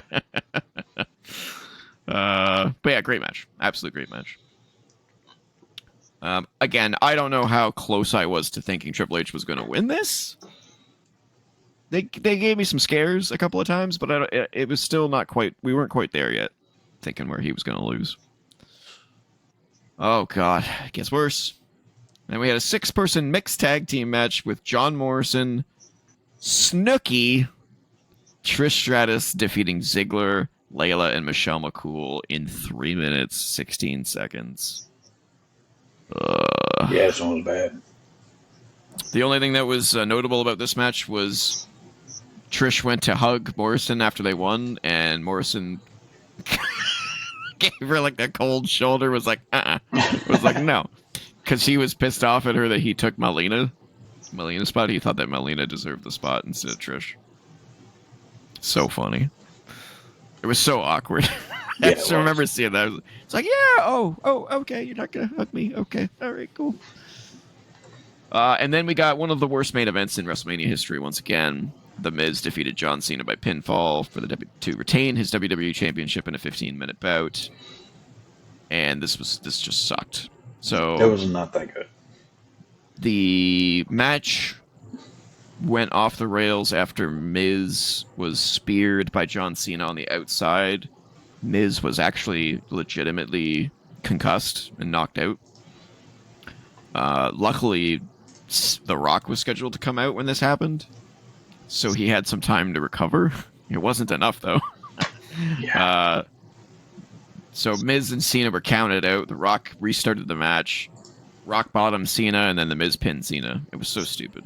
It was so stupid. Like, how was Undertaker Triple H not the main event and this was? It's like, oh my... That's the best you could come up with? I know. It was so bad. It was so bad. No, because I had The Rock and they were setting up the... Yeah. Rock Cena. Yeah, the Rock Cena. Yeah. So this one's not good. I don't think Undertaker Triple H can save this one. It might be able to save it from being complete trash. Yeah, it's going to be I think maybe top of bad is where I'm thinking. Because WrestleMania 2 really didn't have anything where you're like, you have to see this. But we did have Triple H and Taker. You know, Orton Punk was pretty good. Cody versus Ray was pretty good. I should point out that this was the first WrestleMania without a Money in the Bank match since they started that. This was the year that they... that previous year they put Money in the Bank into its own thing. Its own pay-per-view. So that really kind of took away from the majesty of WrestleMania. That sucks. So yeah, I'm thinking top of bad. I don't know where you're thinking. I'd be okay with that. Yeah. Nothing against Atlanta. No offense taken. Just not a good show. Fast forward a year, we have WrestleMania 28, April 1st, 2012, in Miami, Florida. Tagline was "Once in a Lifetime," which was a lie, but we'll get to that. The opening match was Sheamus defeating Daniel Bryan for the World Heavyweight Championship in 18 seconds. After the kiss of death. After AJ gave Daniel Bryan the kiss of death, and Sheamus gave Daniel Bryan the brogue kick and pinned him. And it shocked the world. Maybe not in the best way, because I think those two could have had a great match. Yeah, they could have, absolutely. But alas, instead they gave nearly 11 minutes to Kane defeating Randy Orton in the next match. Because reasons. Reasons. Not really sure why. Then we had Big Show defeating Cody Rhodes for the Intercontinental Championship in less than 6 minutes. I guess the whole story about this one was to give Big Show a win at WrestleMania because he had lost like every WrestleMania, I guess. Yep. Even though that's not true, because he actually did win the previous year. Or no, he won in at WrestleMania 26 with Miz and Big Show. Yeah, but he never had a singles moment. But he never had a singles moment, yeah. Oh god. Wow, we were in just the bad years. Then we had Kelly and Marina Menounos defeating Beth Phoenix and Eve Torres in 6 minutes, 22 seconds. Nothing really to write home about in this. Except write home and say, this is the last time you're going to hear from me because this match was so bad, I'm going to off myself. Yeah, it was bad. It was pretty bad. My camera just cut out and then came back. I'm being hacked again. Uh-oh. I'm here, though. I'm here. I think I'm here. I see you. All right, we're good. That was weird. Yeah, so there is actually two notable things about this match. Number one, Maria Menounos cracked a rib in this match, but still managed to finish it. And she was highly praised backstage for pushing through it. So that's kind of cool. Something like that. Yeah, you can see her at the end of the match when the ref raises her arm. She's like, "No, don't do that." Yeah. Another really funny part about this match is that Maria did like a stink face or something to, I think it was Eve, and Eve's makeup rubbed off on Maria's pants, so it looked like Maria shit herself. Nice. I thought that was kind of funny. And then we had, again, one of the best matches in WrestleMania history.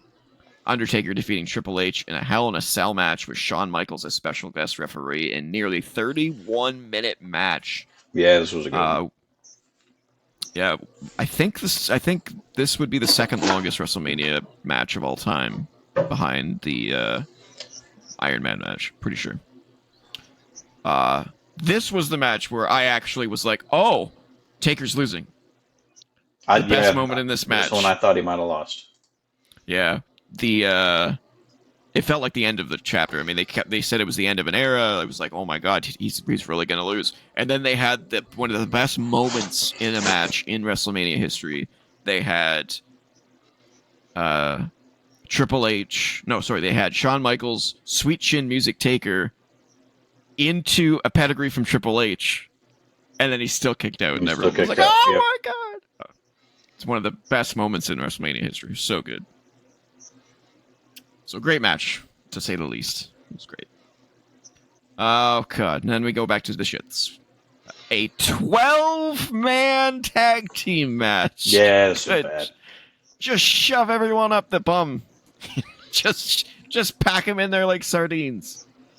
Team Johnny, which was David Otunga, Dolph Ziggler, Drew McIntyre, Jack Swagger, Mark Henry, and The Miz, defeated Team Teddy, Booker T, Kofi Kingston, The Great Khali, R-Truth, Santino Marella, and Zack Ryder in 10 minutes, 32 seconds for general manager dominance over both shows. So dumb. Yeah. Just so dumb. Next up was the WWE Championship. CM Punk defeated Chris Jericho by submission in a 22-minute bout. This is as close as CM Punk has ever come to the main event of WrestleMania. Until this year. Well, we'll see. I guess we'll see. This match was good, but this was another situation, just like at WrestleMania 25, where they completely just gimped the match by having a stupid stipulation. In this case, it was if Punk was disqualified, he'd lose the title. Yeah. So it was like, well... So once again, we have two people that absolutely hate each other and want to rip each other apart, and you just tie their hands behind their back. So stupid. That being said, it was decent for what it was. CM Punk had an amazing entrance. But, yeah. And then finally, we got once in a lifetime, the main event. The Rock defeated John Cena in a 30-minute bout.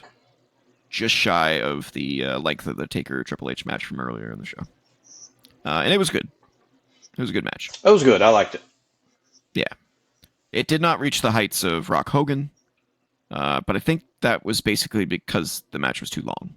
Yeah. It didn't need to be a half an hour. No, it didn't. But it was good for what it was. And I think it may have been... No, it must have been the next year I'm thinking of. Okay. Where does WrestleMania 28 go? This one... Not a lot of good here. There's like 2-3 good matches. And the rest was kind of garbage or throwaway. I think it was meh, but it was good meh. Yeah, it was better than 27. I would put it... I might even put it bottom of good. Wow. You're the top meh. Wow, you think it's better than 25? At worst, right under 25. Well, I guess it does have Rock, Cena, Jericho, Punk, and Taker, Triple H. Yeah. So I'm okay with putting it at the bottom of good then. I'm okay with that.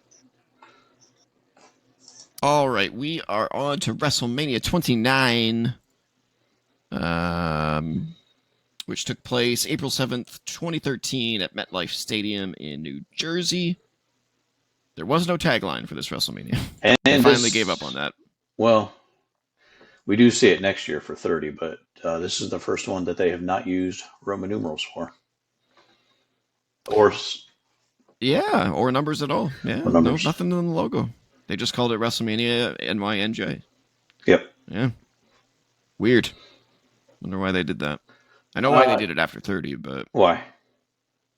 Vince said the number was getting too high, and it looked like WrestleMania was old. Yes. So he didn't like the numbers. Yeah. But I get maybe this was the one that they did it at, and then 30 was 30, so they kind of had to acknowledge that it was 30. Because it's triple X. Yeah.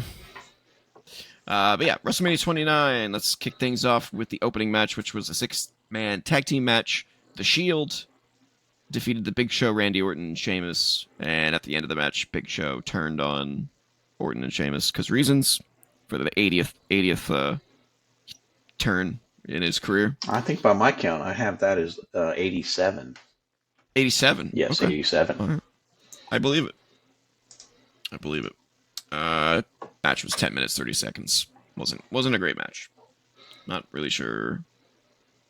It was like you couldn't give Big Show, Randy Orton, and Sheamus something better to do. It was really weird. Oh, God. Speaking of something better to do. The next match was Mark Henry defeating Ryback in 8 minutes. Mark Henry tried. Because that was a match everybody wanted to see. Then you had the WWE Tag Team Championship match. Team Hell No defeating Big E, Langston, and Dolph Ziggler in 6 minutes. I think, if I'm not mistaken, this was Big E's match debut. I think so. I think he was like always around, on TV, but he was never actually like in an official match until WrestleMania. Imagine having your debut match at Mania. Crazy. Then we had, oh God, this just, we're just in the shits right now. Oh my God. We had Fandango defeating Chris Jericho by pinfall in 9 minutes. What were they thinking? They thought Johnny Curtis Fandango was going to be a star. I don't know what drugs they were on, but And they were using Jericho to try to get him over. I'm actually kind of shocked that Jericho agreed to that. It would be like losing to like Scotty 2 Hotty or, you know, Yeah. or No Way Jose, Yeah. you know, or Adam Rose. Adam Rose, Like, yeah. come on, brutal. Then we had Alberto Del Rio as a face defeating Jack Swagger to retain his World Heavyweight Championship match in a 10 and a half minute bout. Sure. And then we had what I think is maybe The Undertaker's most underrated WrestleMania match, defeating CM Punk in 22 minutes. This match was amazing. CM Punk's final WrestleMania match so far. Yep. Before he took off for UFC and not so greener pastures and other things. Yeah, and other things indeed. But yeah, this match was amazing. Anyone who dismisses this match, you need to go back and watch it because it was freaking fantastic. It was so good. It was just excellent from top to bottom. CM Punk brought it. He was not happy about being fed to Undertaker apparently, but he was like, if I'm going to be against the Undertaker, I'm going to make these people believe I'm going to win. And he was amazing. It was amazing.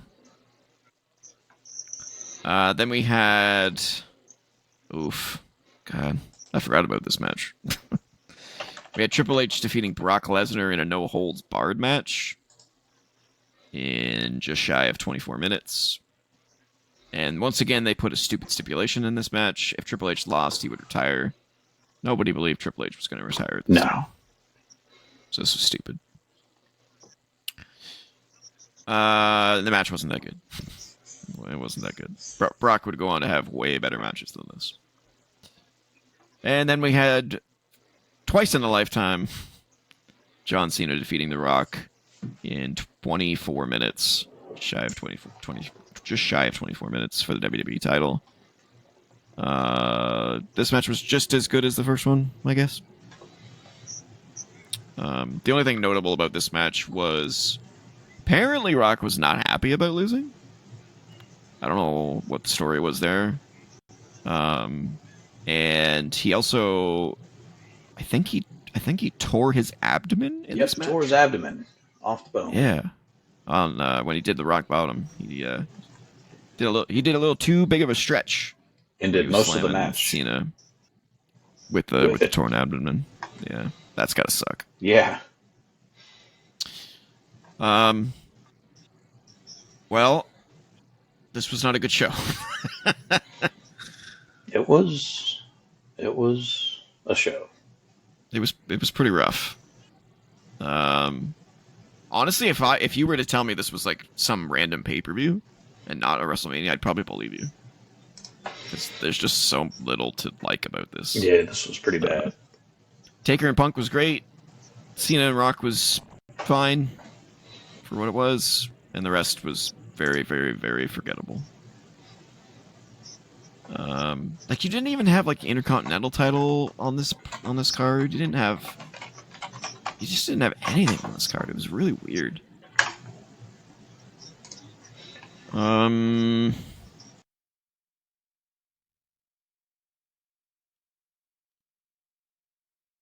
I would say, man,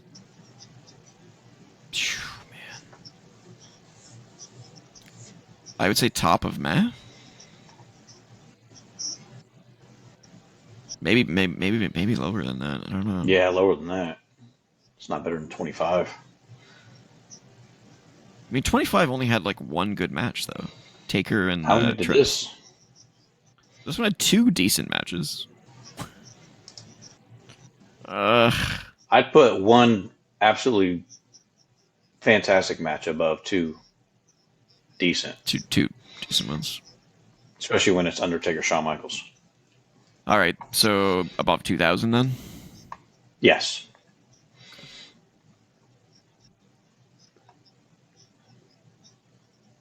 Yikes. All right, we're going to start hopefully getting out of the pit of despair with WrestleMania 30, April 6, 2014 in New Orleans. And the tagline was "Let the good times roll," because that was a great. Or you could call it Yesomania. Yeah, that would have been a much better tagline. Well, you couldn't do that going into it. Yeah, sure.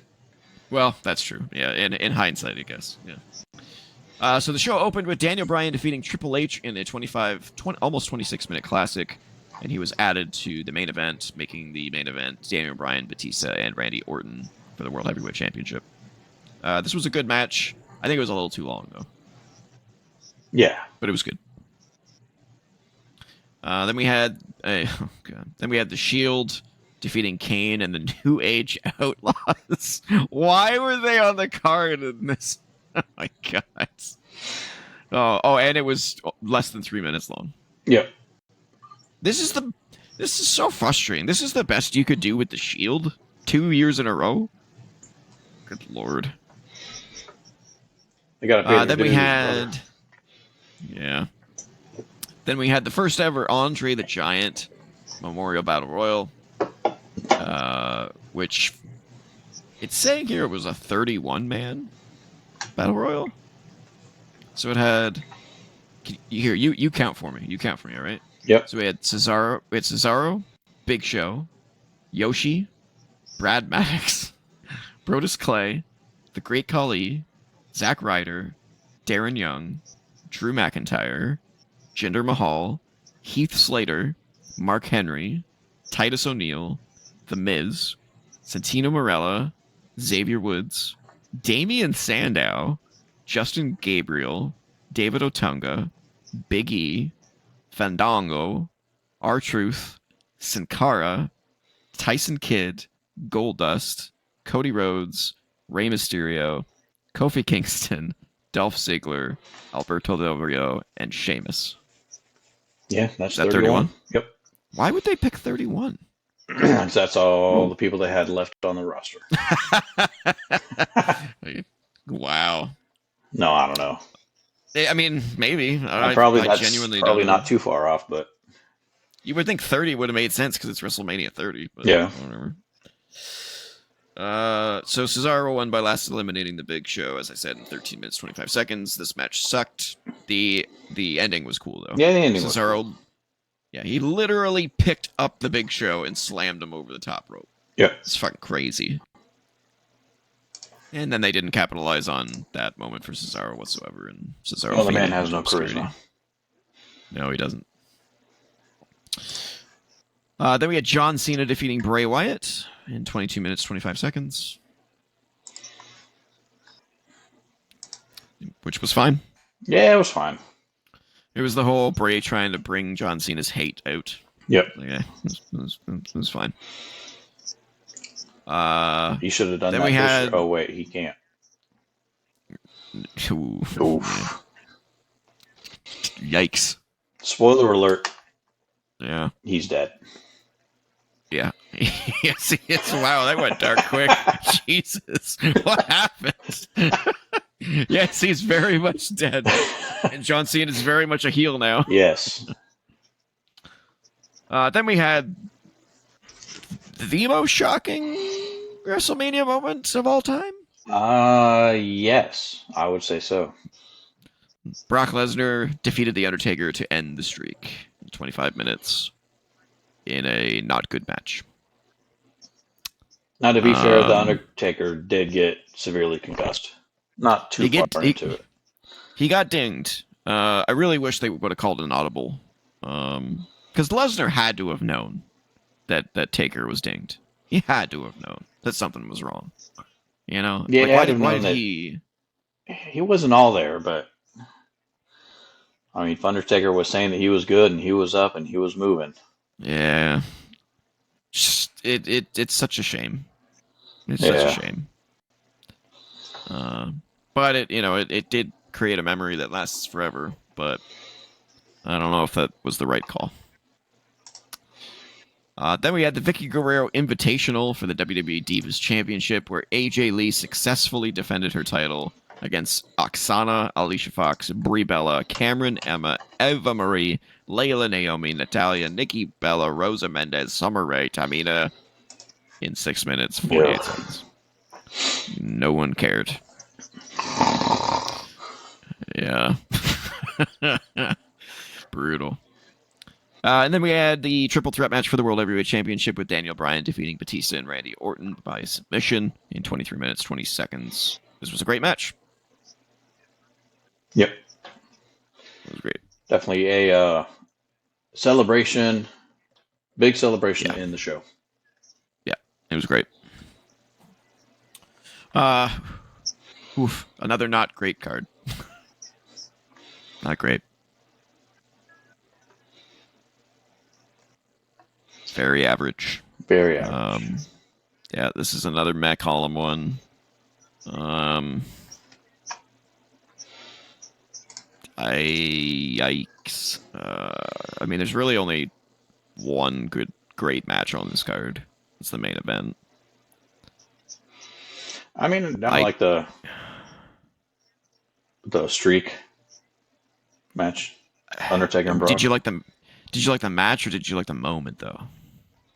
The match was okay. I mean, it was kind of rough, but I mean, it just looked real. Yeah. I mean, that's very strong stylish. Yeah. All right, where are you thinking? I'm thinking still. lower than you. Oh, okay. All right, so we're on the same page. Right. Yeah, I'm somewhere thinking around 2000 or 26. Yeah, I'm thinking right below 26 for me. Okay. You good with that? Actually, 20 may have been better. What do you think? Nah. No? All right. All right, moving on. Now we're in the weird WrestleManias, no longer numbered. So these are much harder for me to remember until I see the logo or to see the stadium. That's how I remember these ones, because the logos don't mean anything to me because they don't have numbers in them. WrestleMania 31 it's more was about March. where it is. Yeah. WrestleMania 31 was March 29th, 2015 at Levi's Stadium. This was the Silicon Valley themed WrestleMania. And we opened up with a ladder match for the Intercontinental Championship with Daniel Bryan defeating Bad News Barrett, Dean Ambrose, Dolph Ziggler, Luke Harper, R-Truth, and Stardust, a.k.a. Cody Rhodes, in just shy of 14 minutes. Good match. Good match. Yep. It was their replacement for Money in the Bank once they realized that was a big thing that was missing from the show. They needed a high-flying match that got a bunch of people on the card that deserved to be there. Yeah. A good match to start the show with. Yeah.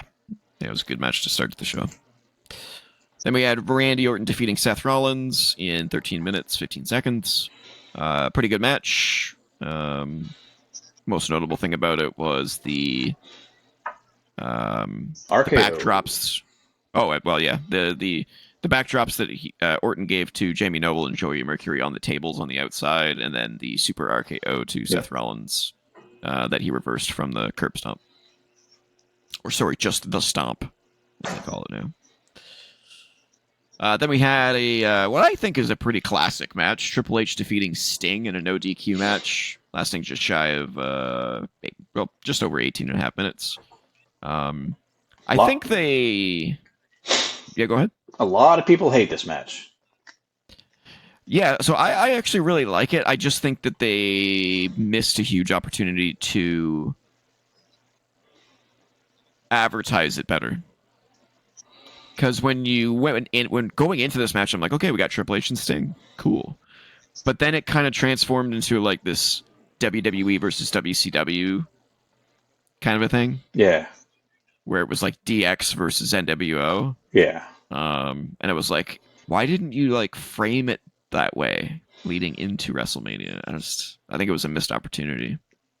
And the big thing for me was when they came out DX, and then especially when the NWO came out, they just took forever to get to the ring. Yes, they did. Yeah, they posed a lot, and the old guys did a lot of posing. Yeah. Yeah. But I enjoyed it. The wrong person won.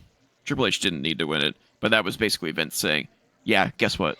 We beat WCW." Yeah, that's It was pretty like, much what most people say is it was just Vince saying screw you to WCW for the last time.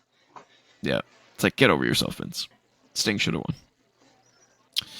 Oh god! Then we had a tag team match: AJ Lee and Paige defeating the Bella Twins in 6 minutes 42 seconds. Whoop de fucking do. Then we had a great match for the United States Championship with John Cena defeating Rusev. 14 and a half minutes. The wrong guy won in that match, though. Rusev definitely should have won that. He was on fire at that Yes, time. he was. Really, That was really this bad was, decision. I don't know if underrated, but probably not mentioned as high as it should be for entrances. For wrestling Yeah, entrances. great entrance for Rusev. Came out in a fucking tank. Came out in the tank. Awesome. Yeah. Yeah, what a bad decision. What a bad decision. Then we had Undertaker defeating Bray Wyatt in 15 minutes. It was okay. It was a decent sort match of Undertaker's for a match back. I mean, it was his first match back after last year. Yeah, this was kind of his last good match. Unfortunately. We'll see. But Yeah. I'm pretty sure this was his last decent match. Actual match, by the way. Not what we'll find out later. And then in the main event, we had Brock Lesnar versus Roman Reigns that eventually turned into a triple threat for the World Heavyweight Championship when Seth Rollins cashed in towards the end of the match and took it in what was called or dubbed the heist of the century. Yep. In just shy of 17 minutes. This match was fantastic. I loved this match. Oh, I love the match too. It was so good. Yeah. This was a stiff, hard-hitting match. They all were between Roman and Brock. Yep. And this was the birth of Suplex City as well. It was the first time Lesnar ever uttered those words. Suplex City, bitch. Yep. And that sort of became a staple from then on. So yeah. Where do we put WrestleMania 31? Let's see. 31. Definitely an improvement. Definitely over previous years, for sure. So we're in good. Thinking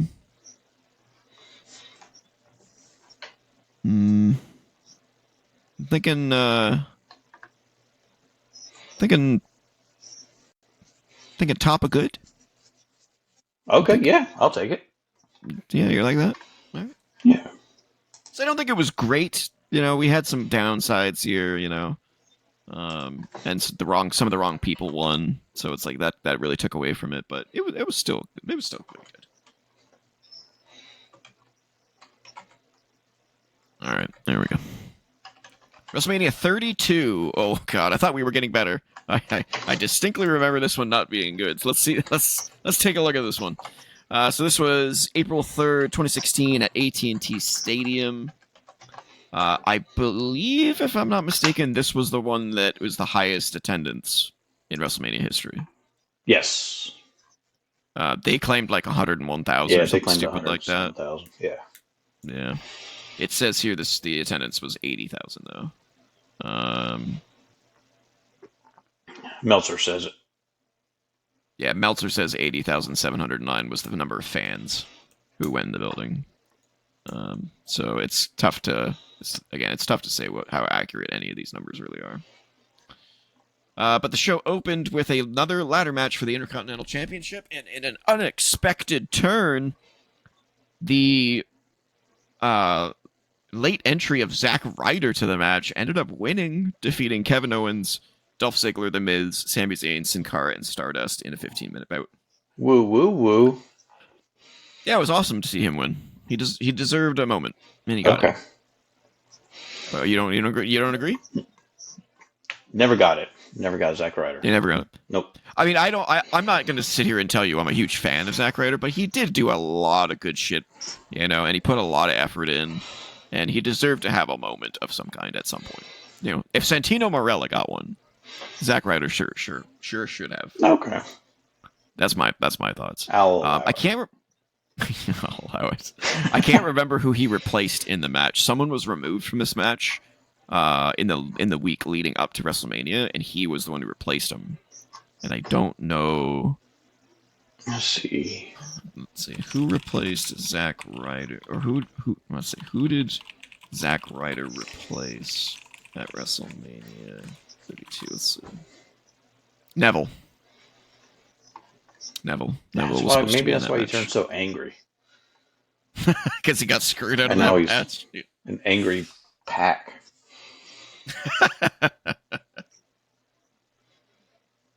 He is a very angry man. He is. Angry little man. But yeah, this match was great. Again, it's really hard to have a bad multi-person ladder match, so it was really good.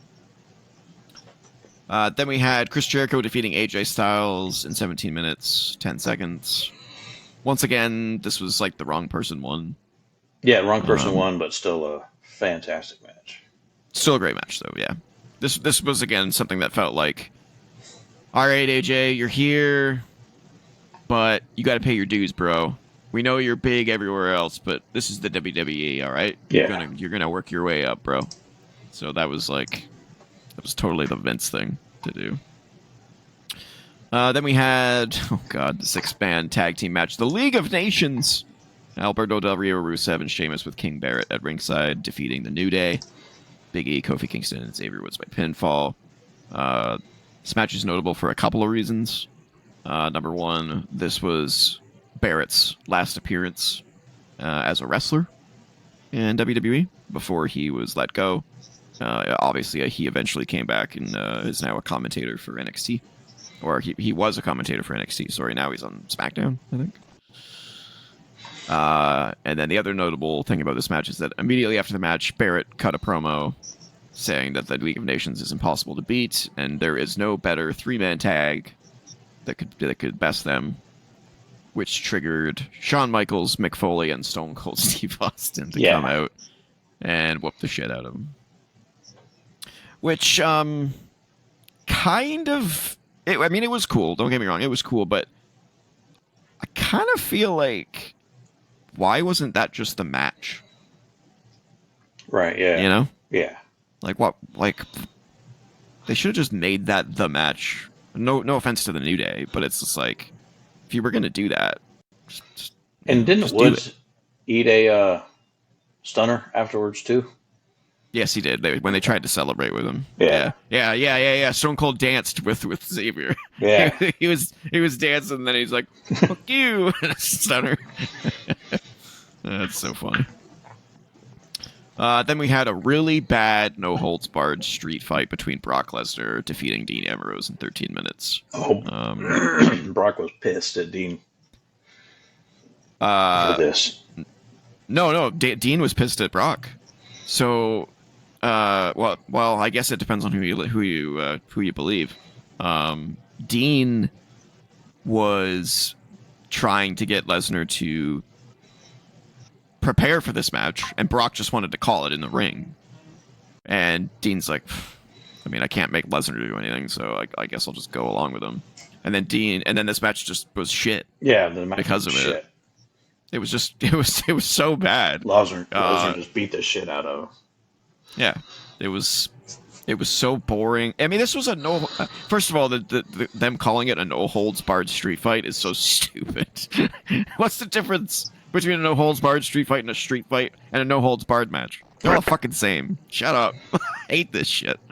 But it was a street fight, and it was just terrible. At one point, Dean Ambrose breaks out a fucking chainsaw. I'm like, dude, what are you going to do with that? What are you going to do with that? For real? I was going to cut Lesnar into fucking pieces right here at WrestleMania. Give me a break. So stupid. Yeah, it was not a good match. But the next match was fantastic. Finally, the women get time. Finally, the women get showcased the way they're supposed to. And we have a triple threat match for the reintroduction of the women's championship. I like how they call it the first ever women's champion at the event. Yeah. The inaugural women's champion. I'm like, what the fuck are you talking about? You had a women's championship for 30 years. Yeah, but it was the WWF women's champion before. Oh yeah, right. Sorry, this is the WWE Women's Championship. It's That's right. brand new. I just, it was so painful to see Lita out there saying it was the first ever women's championship, and she's sitting there like, I was women's champion. I was women's champion. So stupid. But they had a great match. Charlotte defeated Becky Lynch and Sasha Banks after 16 minutes. I only have one problem with this match. What's that? It's the same thing I have a problem with the first women's Money in the Bank match, and that's that a man was vital to the winner. Okay. So Ric Flair held Sasha Banks while Charlotte submitted Becky Lynch in this match. And for this to be like the inaugural, like, hey, the women's revolution is here, and like, hey, the women's championship is here, and women are bad, women are great, and we're gonna spotlight them well, and all this shit. And then they have Ric Flair like be a key factor in a woman winning. Yeah. And then they followed this up with at Money in the Bank with the first ever women's Money in the Bank match where a woman didn't even win it.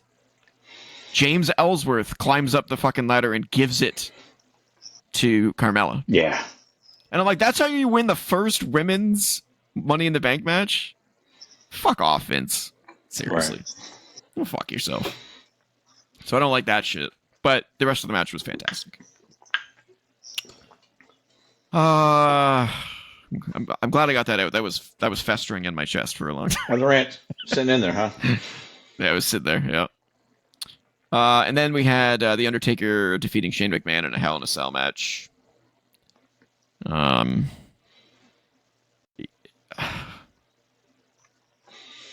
was a really good match. We're going to be polarized on this one. I did not like this You match didn't like at it? all. I liked it. No. So there was a stipulation in this match. Had Shane won, he would have gained control of Raw. And Undertaker would no longer compete at WrestleMania. So it was obvious that Taker was winning this. Yeah. And since Shane lost, I don't even remember this part. If Shane lost, Vince gained control of some sort of secret lockbox that was in Shane's possession. I don't know what that was about. Yeah, I don't remember too much of the lockbox. I have no idea what that was about. And then, the other things that kind of sucked for me was they did go on the outside of the chamber, and this was the new chamber, so it was way taller. And Shane jumps off and into the announce table after Taker gets up, but the inflatable cushions were exposed. Yeah. When they pushed the table up, which looked really bad. And then you also see Michael Cole reading from a script when this happens. Oh yeah. And he was given that terrible line from Vince McMahon, "For the love of mankind." Yeah, we get it. Mankind fell off the cell. We get it. There was just too many of these like just bad factors to this match that just didn't let me enjoy it. I don't know. Plus, I don't think Taker and Shane deserved a Hell in a Cell match. It was just a reason to give Shane something crazy to do. Yep. Something big to jump off of.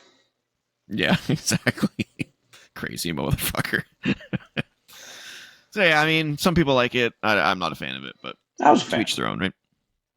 Fair enough. Then they had the Andre the Giant Memorial Battle Royal. God, I hate that name. This one was only 20 men, so we went from 31 to 20. Maybe your theory is right. Maybe it's just whoever they didn't get on the card. They're just like, here you guys go. They had Baron Corbin win by last eliminating Kane. Once again, they have someone win and then just didn't do anything good with him. Just like Cesaro. Yep. 9 minute 40 second bout. Then we had the shortest match. Although that was Baron Corbin coming up from NXT. Yeah. To win it. Yeah. I did like it at the time. I was like, this is cool. Yeah. The lone wolf character I really liked. And then he transformed into 16 different gimmicks that all sucked.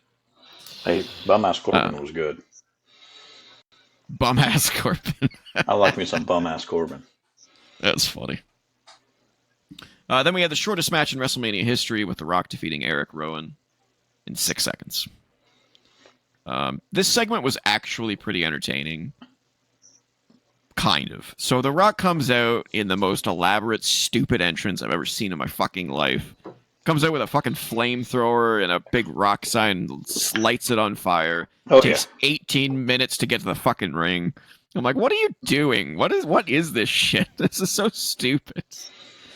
But then he gets to the ring and he announces the record-breaking attendance, and I'm like, all right, sure, that's cool. But then Bray Wyatt comes out, and it just becomes a great segment with some back and forth between The Rock and Bray. You know, The Rock called him, what did he call them? What was that? Duck Dynasty rejects. Yeah. Loved that. And then, he shocks the whole freaking arena by being like, you and me, one-on-one, I don't care which one of you Duck Dynasty bitches wants to fight me now. And then he rips off his clothes and he's got his fucking boots on and his tights and he puts his elbow pads on. And he's like, we're having a match, bro. And the whole crowd was like, holy shit. But then it was only 6 seconds and everyone was like, oh. And it was against Eric Rowan. Oh, it wasn't against Bray. Okay. It's like, yeah. So it was a very up and down segment where it was like started shitty and then it went back up and then it went really high and then it came back down. It was just a really odd segment. The match could only be 6 seconds because the rest of the fucking segment took like 45 minutes. Yeah. Between his entrance and Bray's entrance and the talking. Brutal.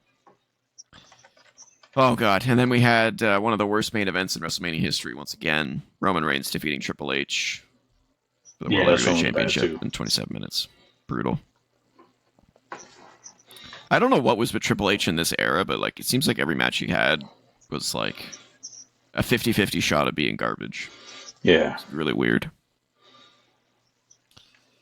So yeah, that was a bad main event, and obviously everyone hated Roman at that time. Yep. So it was so bad. It was so bad. All right. Where does WrestleMania 32 go? 32. That's got to go.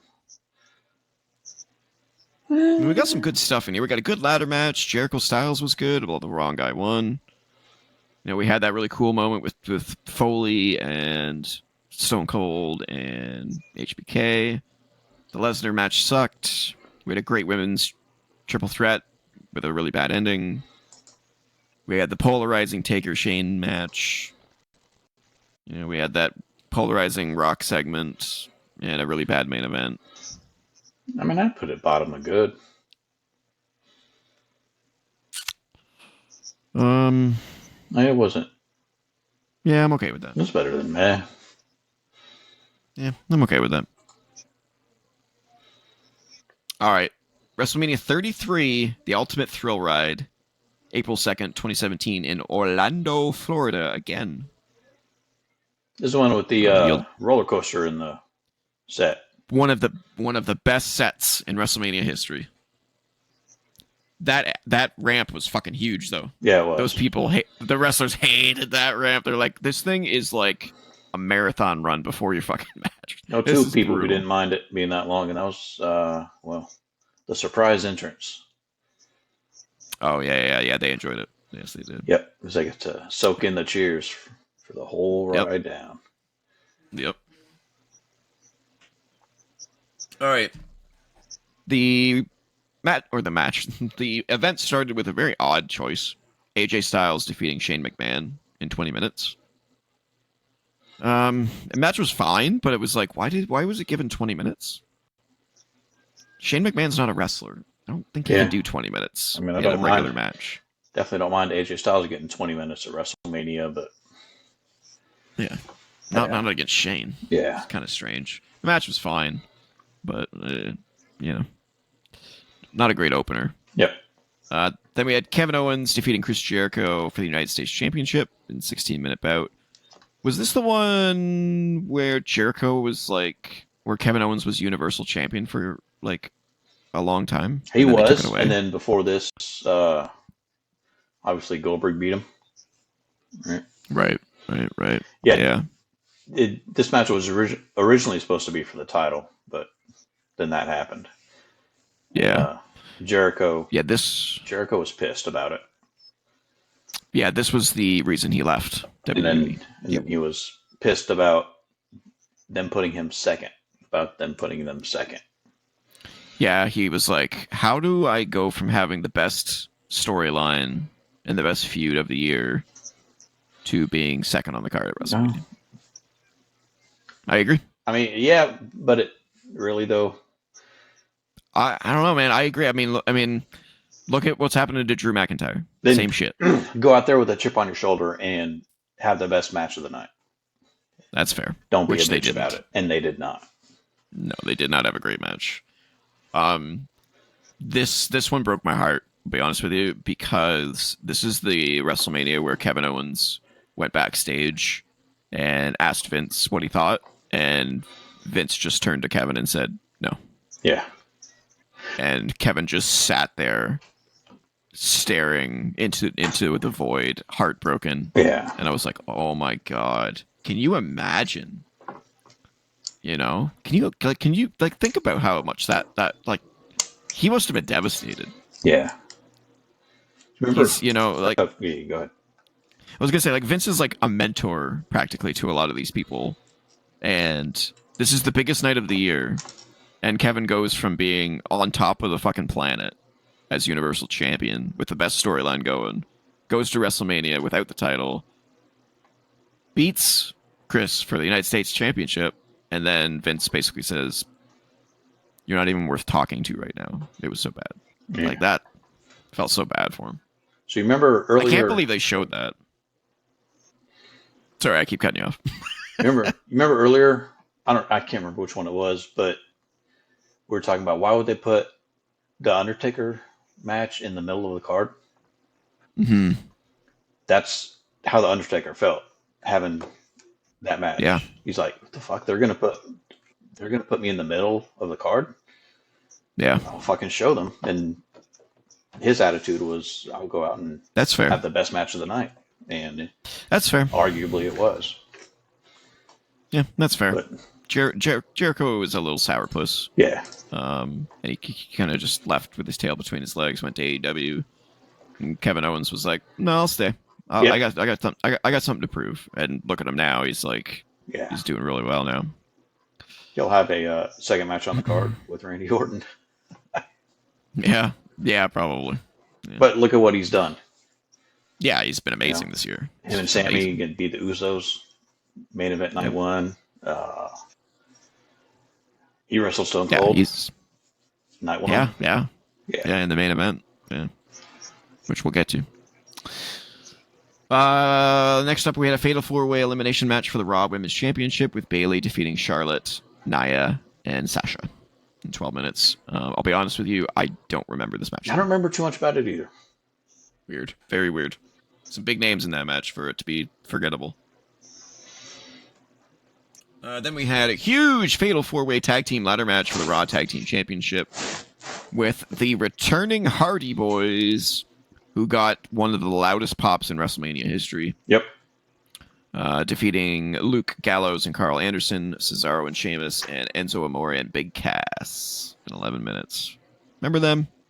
They were great. Enzo and Cass? Yeah. I liked them. How you doing? Yeah. But yeah, that was a huge moment, though.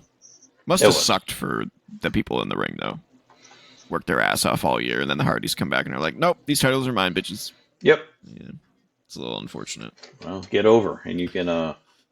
Yeah, that's... I mean, Enzo and Big Cass were over, so it's kind of tough. I cannot stand. You can't stand anybody with a gimmick, like a catchphrase. Jey Uso, Enzo Amore. Just not a catchphrase guy. I mean, I like talent in the ring. That's fair. I do too. But I mean, Cesaro is great in the ring, but he's never going to get over. Because he can't cut promos. Yeah. Next up, oh god. This is not aged well. John Cena and Nikki Bella defeating The Miz and Maurice. 9 minutes, 40 seconds. And then John Cena proposed to Nikki. Yeah. And then they never got married. How'd that And turn then out? Nikki... Yeah, then Nikki married some douchebag, got her ass beat, and then came crawling back to WWE. Don't get me started on that. Brutal. Then we had an unsanctioned match with Seth Rollins defeating Triple H by pinfall after 25 and a half minutes. I don't remember this match too much. I think it must have been either too long or not eventful enough. I don't know what it was. I'm sure it was decent. Nothing though. really stood out. Yeah. When you have an unsanctioned match, it needs to be brutal. Yeah. Which we just saw with Sammy and Owens, so, you know. Then we had the WWE Championship match, Randy Orton defeating Bray Wyatt after 10 and a half minutes. It was fine. Is this the one that had the creepy stuff on the mat? Yeah. It was the weird one with the bugs. Yeah. The bugs being video projected onto the mat. It was odd. Bray had a lot of ideas, but they weren't all good. Don't get me started on Bray Wyatt either. All respect to the dead, but yeah.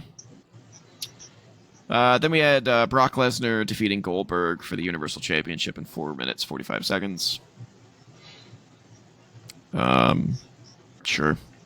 It was what it was. Yep, it is what it was. It's two big, meaty men. It was a spectacle match. Pissed out of each other. It was as long as it needed to be. Yeah, agreed. 5 minutes.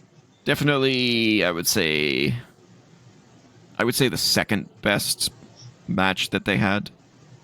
The first being their one in Toronto, where Goldberg won in like 30 seconds. Yeah. That one was just... I mean, it wasn't even a match, though, so I can't even say that. It was just a spot. Then we had a 6-pack challenge for the SmackDown Women's Championship with Naomi defeating Alexa Bliss, Becky Lynch, Carmella, Mickie James, and Natalya in 5 minutes, 35 seconds. Don't remember this one at all. Nope. They don't want you to. No. And then we had a very rough main event with Roman Reigns defeating The Undertaker. Yep. In a no-holds-barred match in 23 minutes. Most people just did not want Roman to win. And it wasn't even that. It was also just... It wasn't a good match. Taker was not in good shape. He botched a ton of moves. Yeah. He just had no strength in him. He was devastated at the end of the match, which, he did the infamous putting his, what do you call? His gloves. His gear. His gear his in the jacket, and his hat. Yeah. So he insinuated that he was retiring, but he didn't. Yeah. Okay. It was very sad. I will say that it was very sad, but not in a heartwarming way, like when Shawn left or when Ric Flair left. It was just kind of heartbreaking to see. Taker became what he feared the most. He talked about it on his documentary. He feared becoming a parody of himself, and he really did.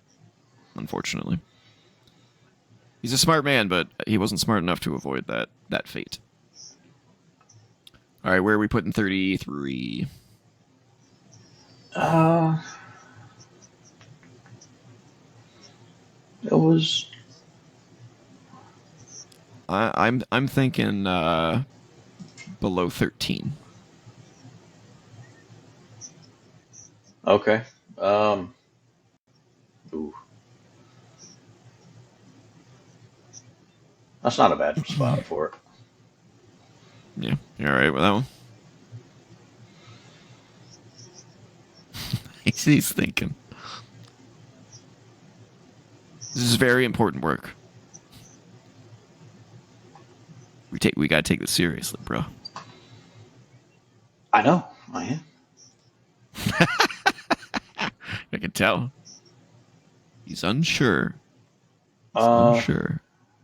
Yeah. It's a good spot. Yeah. Yeah. Okay. Yeah. Oops. All right. There goes 33. Time for 34, which was April 8th, 2018 in New Orleans again. Mercedes-Benz Superdome. Speaking of which, when we talked about WrestleMania 30, we never talked about the Rock, Stone Cold, and Hulk Hogan in the ring at the same time at the beginning of the show. Oh, that's right. Yeah, I meant to say something about it, but I It forgot. was epic. It was epic. It didn't save the show, though. But it was epic. All right, WrestleMania 34 started off with Seth Rollins. With Seth Rollins defeating The Miz and Finn Balor in a triple threat match lasting 15 minutes and 15 and a half minutes for the Intercontinental Championship. Great match. Great opener. It was really good. Okay, I thought you were going to disagree with me. I was like, oh, what? no. I'm just thinking, Okay. I mean, despite The Miz It's hard being to in it. remember. Yeah. He did good for being in there with them, you know? He did. And this was Finn. Vintage Finn.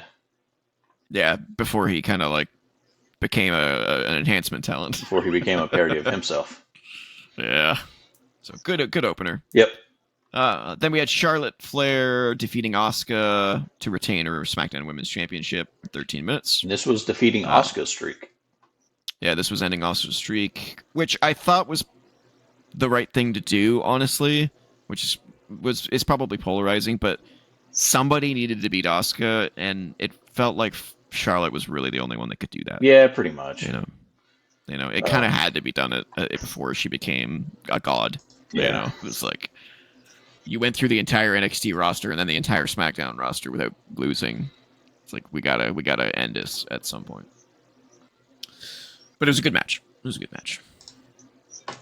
Then we had the Fatal 4-Way for the United States Championship with Jinder Mahal defeating Randy Orton, Bobby Roode, and Rusev in 8 minutes. Ugh. Yikes. Yeah. How the hell did Randy get put in there with these guys? What happened?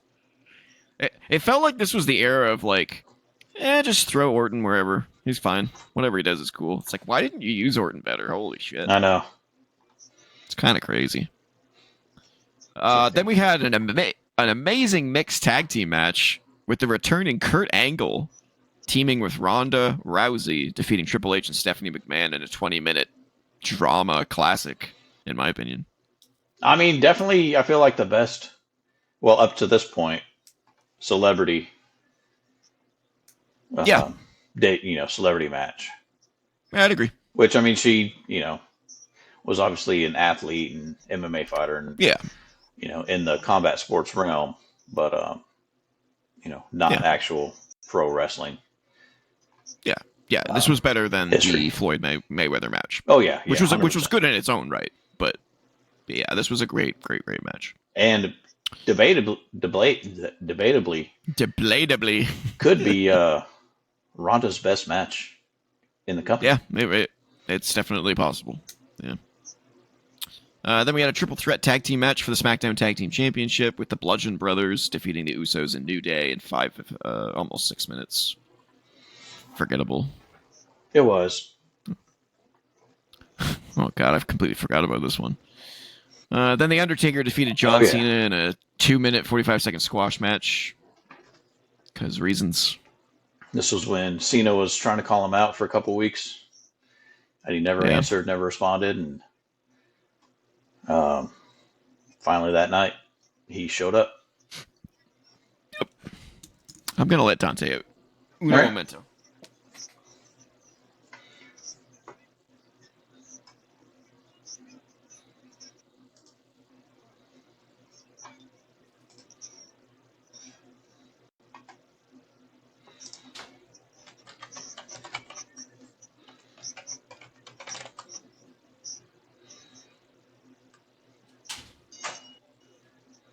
I'm back.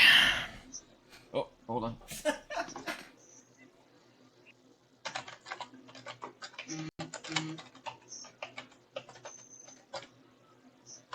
Now I'm back. All right. All right. Okay. Yeah, Undertaker defeating John Cena squash match. Very weird. And I think I'd heard somewhere that they were said to give him like a longer time, like 7 or 8 minutes, but then had to get cut down. Yeah.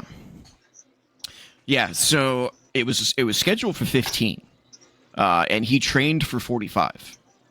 The Taker trained for 45, and he was in the best shape he had been in a long time.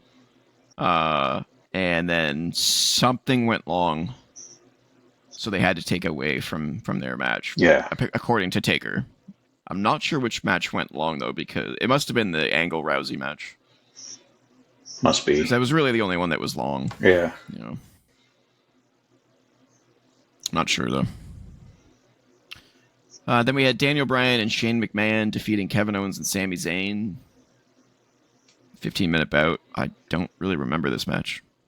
This was Daniel Bryan's first match back. After he retired. He unretired? Yep, yeah. After he got cleared. Interesting.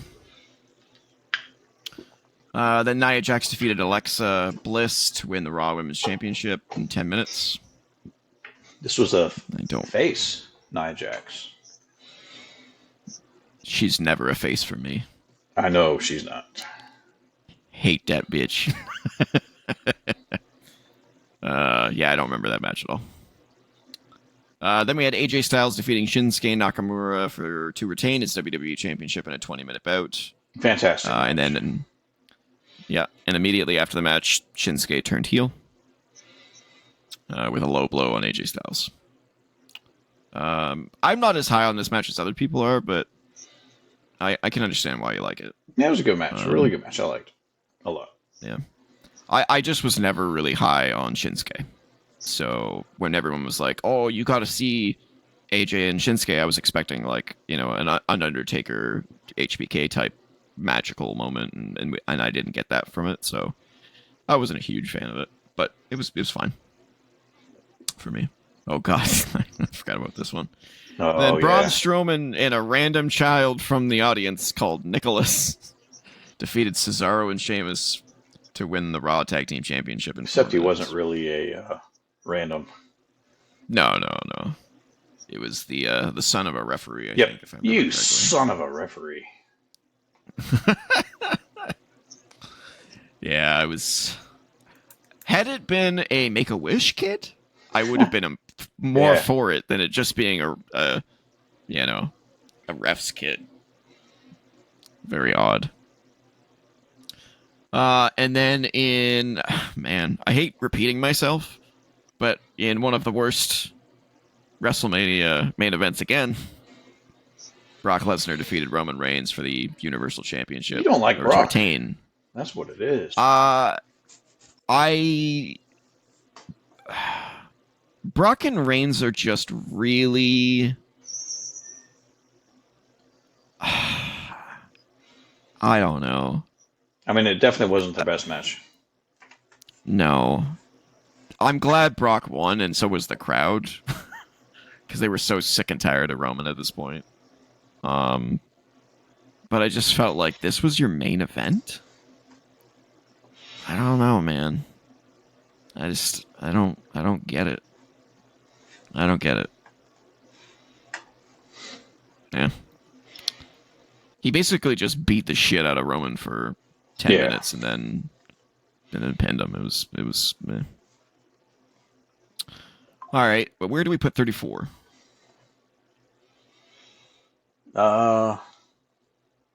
It's meh. Yeah, I'm thinking top of meh. I'm thinking towards the middle. Oof. I think New York, New Jersey was better. Ooh, boy. Or put it above it.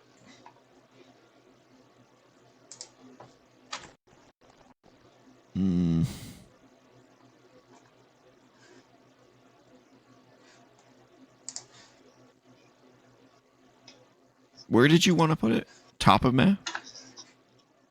Or right second. Is that what you said?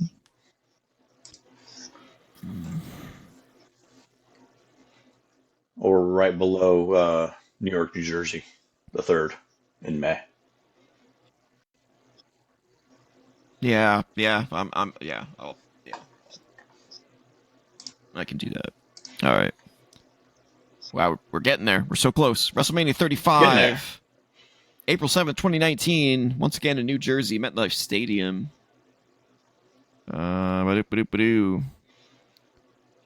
The show opened for the first time with a major championship match, with Seth Rollins defeating Brock Lesnar by pinfall in 2 minutes 30 seconds. Yeah, this was a big question mark.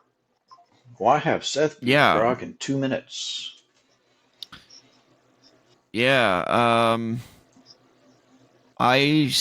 There was a lot of controversy, or not controversy, but there was a lot of whispers at the time that Brock was going to try to go back to UFC. I don't know if he did or not back then. Um, maybe if he did, maybe that's why. They were just like make him look like shit on the way out, I don't know. and make Seth Rollins look good on the way out. I don't know. I can't remember if he actually did go to UFC or not. I don't think he did. Maybe he was planning on it, because I remember when Paul and Brock came out, and Paul was like,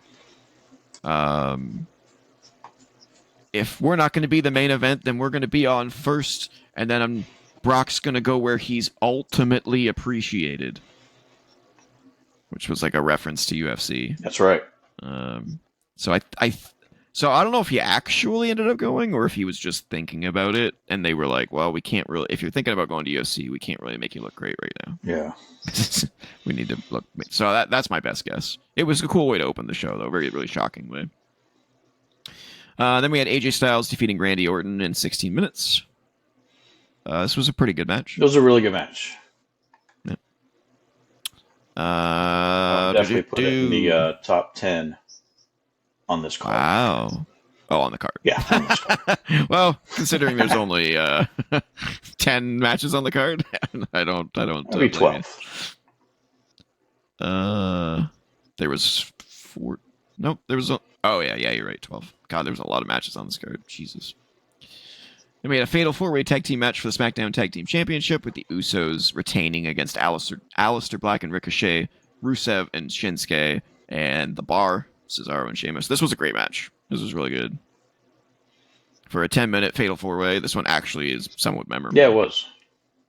Yeah. It's the first one that we've seen the Usos shined. Win for sure, but I saw their names earlier in the dark match. I don't remember seeing them on the actual main show. Yeah, but they had to have. Yeah, I think they were in 1 or 2 WrestleManias beforehand on the main card. Yeah. But the thing I remember most about this match is I'm pretty sure this is the one where they did like the triple Tower of Doom with Ricochet jumping on the top of the superplex. Yeah. I think that was this match. And then for some weird reason, we had a Falls Count Anywhere match. Shane McMahon defeating The Miz in 15 and a half minutes. This is when you had that stupid best in the world gimmick. Yeah, they had off some kind of structure, some kind of scaffolding structure or something. Yeah, he did a bump off. Miz superplexed Shane off the scaffolding, but then Shane landed on The Miz. I think you had The Miz's dad involved in this one too, of course. Yeah, the whole best in the world tournament and all that shit was basically just to flip off Punk. Yeah. It was very obvious and just kind of just distasteful, and I was not a fan. I like the match. This one. The match was good. Yeah. But I just didn't like the story. I'm like, Shane McMahon, best in the world, is just stupid. Yeah. Then we had the fatal 4-way tag team match for the Women's Tag Team Championship. The Iconics won their first WWE Women's Tag Team Championship, defeating the Boston Hug Connection, Nia Jackson, Tamina, and Beth Phoenix and Natalya in 10, just shy of 11 minutes. It was a pretty decent match again for a fatal 4-way. Yep. Tag team match. It was pretty good. Then we had Kofi Kingston defeating Daniel Bryan for the WWE Championship. Kofi Mania was born. 23-minute match. This was a great match. Well-deserved win. Crowd went absolutely ballistic. Yeah, crowd went crazy. Yeah. Great stuff. in hindsight, I kind of wish it was the main event, to be honest with you. But something else did, which we'll get to later. Then for some weird reason, we had a United States Championship match with Samoa Joe defeating Rey Mysterio in 58 seconds. If I remember correctly, I think one of them ended up being injured, so they did it really quickly. But I don't remember the specifics though. Yeah, I don't remember either. I think this was Samoa Joe's only WrestleMania as well, which sucks. Yes, except for the one that he was commentator for. Yeah. What a shame. Then we had a really random Roman Reigns versus Drew McIntyre match, 10 minutes long. So weird to see Roman go from the main event like 4 years in a row to like the middle of the card in a random grudge match. Remember this one? Yeah, it wasn't anything special. That's why. Then we had Batista's retirement match. Triple H defeated Batista in a no-holds-barred match, 24 minutes long. This was entertaining. It was a little too long, but it was entertaining. Yeah. I remember the nose ring. Oh yeah, the nose spot, which wasn't done very well because you could clearly see him grab the duplicate nose ring at one point that was handed to him by the ref. Yeah. He was like, "Here you go." Like, okay, nice try though, guys. And the whole thing started out at the beginning, or this particular story feud or whatever, when Batista came out. And it was for Ric Flair's birthday. They were celebrating his birthday at Raw, the few months prior to it.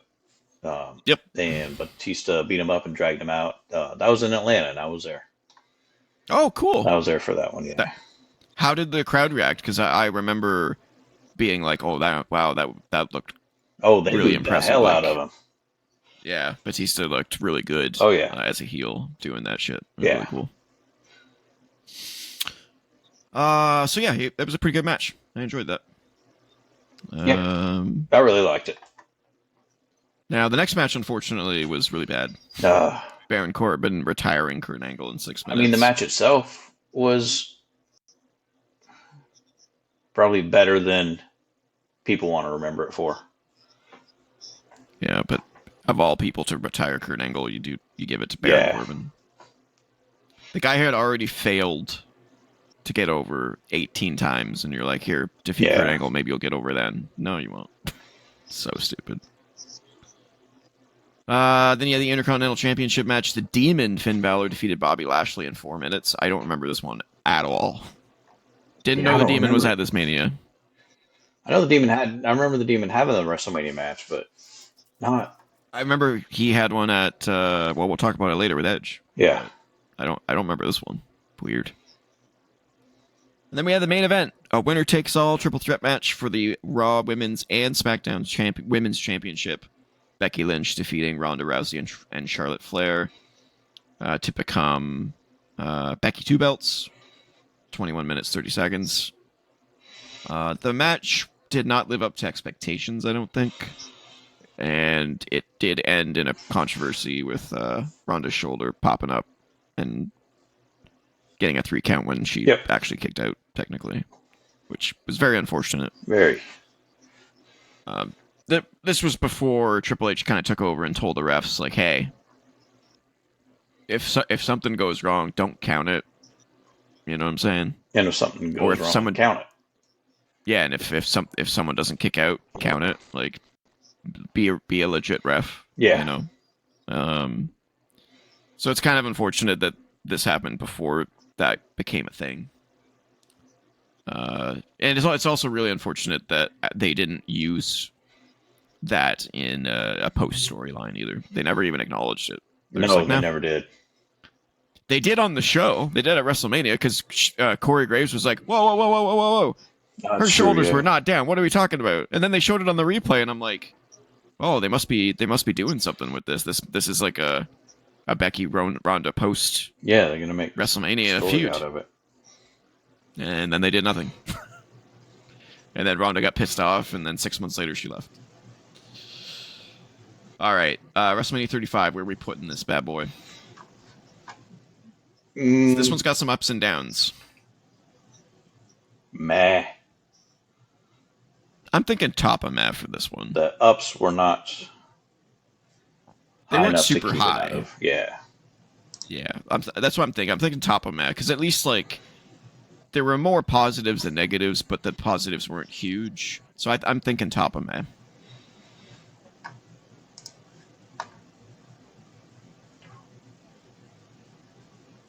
No, I'm seeing it. I'm seeing a disagreement there. You are.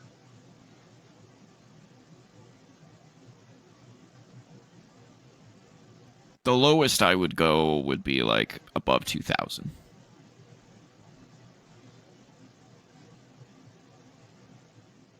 Go one more above it. Well, no, right under 25. Okay. All right. All right, we're in our final 5. Ooh boy. We can do this. Oh, yeah. It's a marathon, but we could do it. WrestleMania 36, the infamous one, Oh. took place on April. No, sorry. The first 2 nights. April 4th and 5th, the first 2-nighter in 2020 during the height of the pandemic. Took place at the Performance Center. So this was right at the beginning of no the crowd. Yep. This might be this might be bad. This might be trash. We'll see. I have only seen this one time. Me too. And that's for good reason, probably. All right, let's see how much of this we actually recall.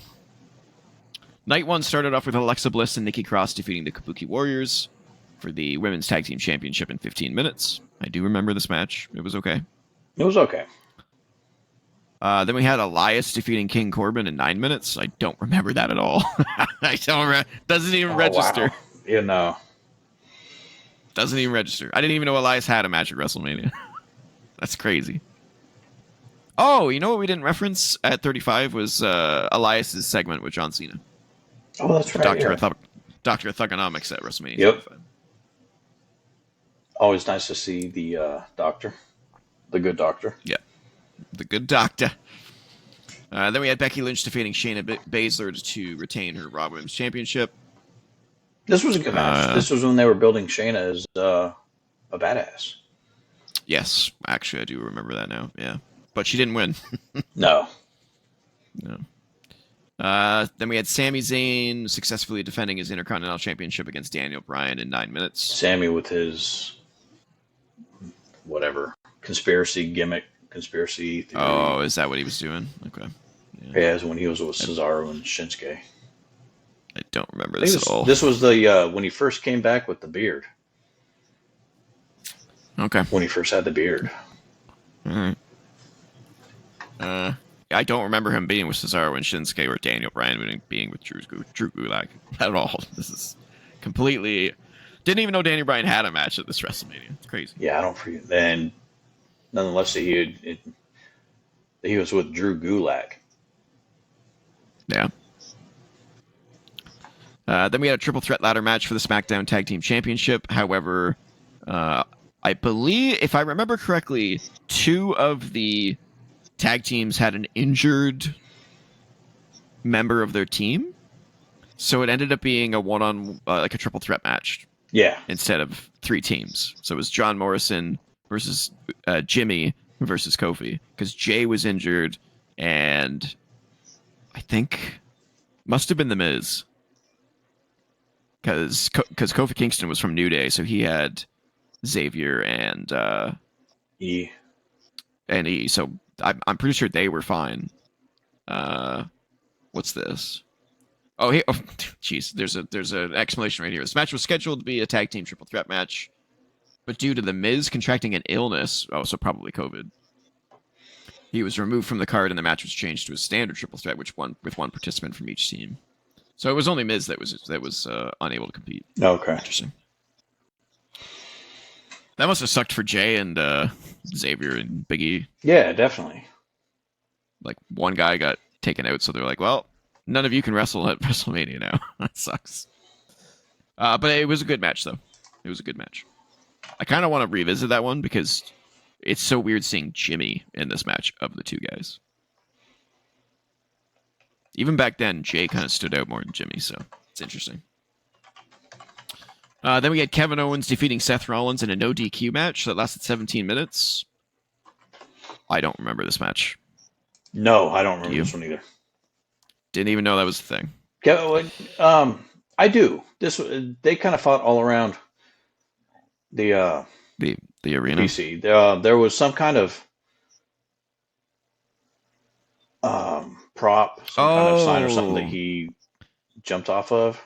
Yeah, it was the Wrestlemania sign. He jumped off the Wrestlemania sign. That's right. And I know when this was still going to be in the stadium, Kevin was planning on jumping off something big there. The pirate ship. Yeah. Yeah. That's so funny.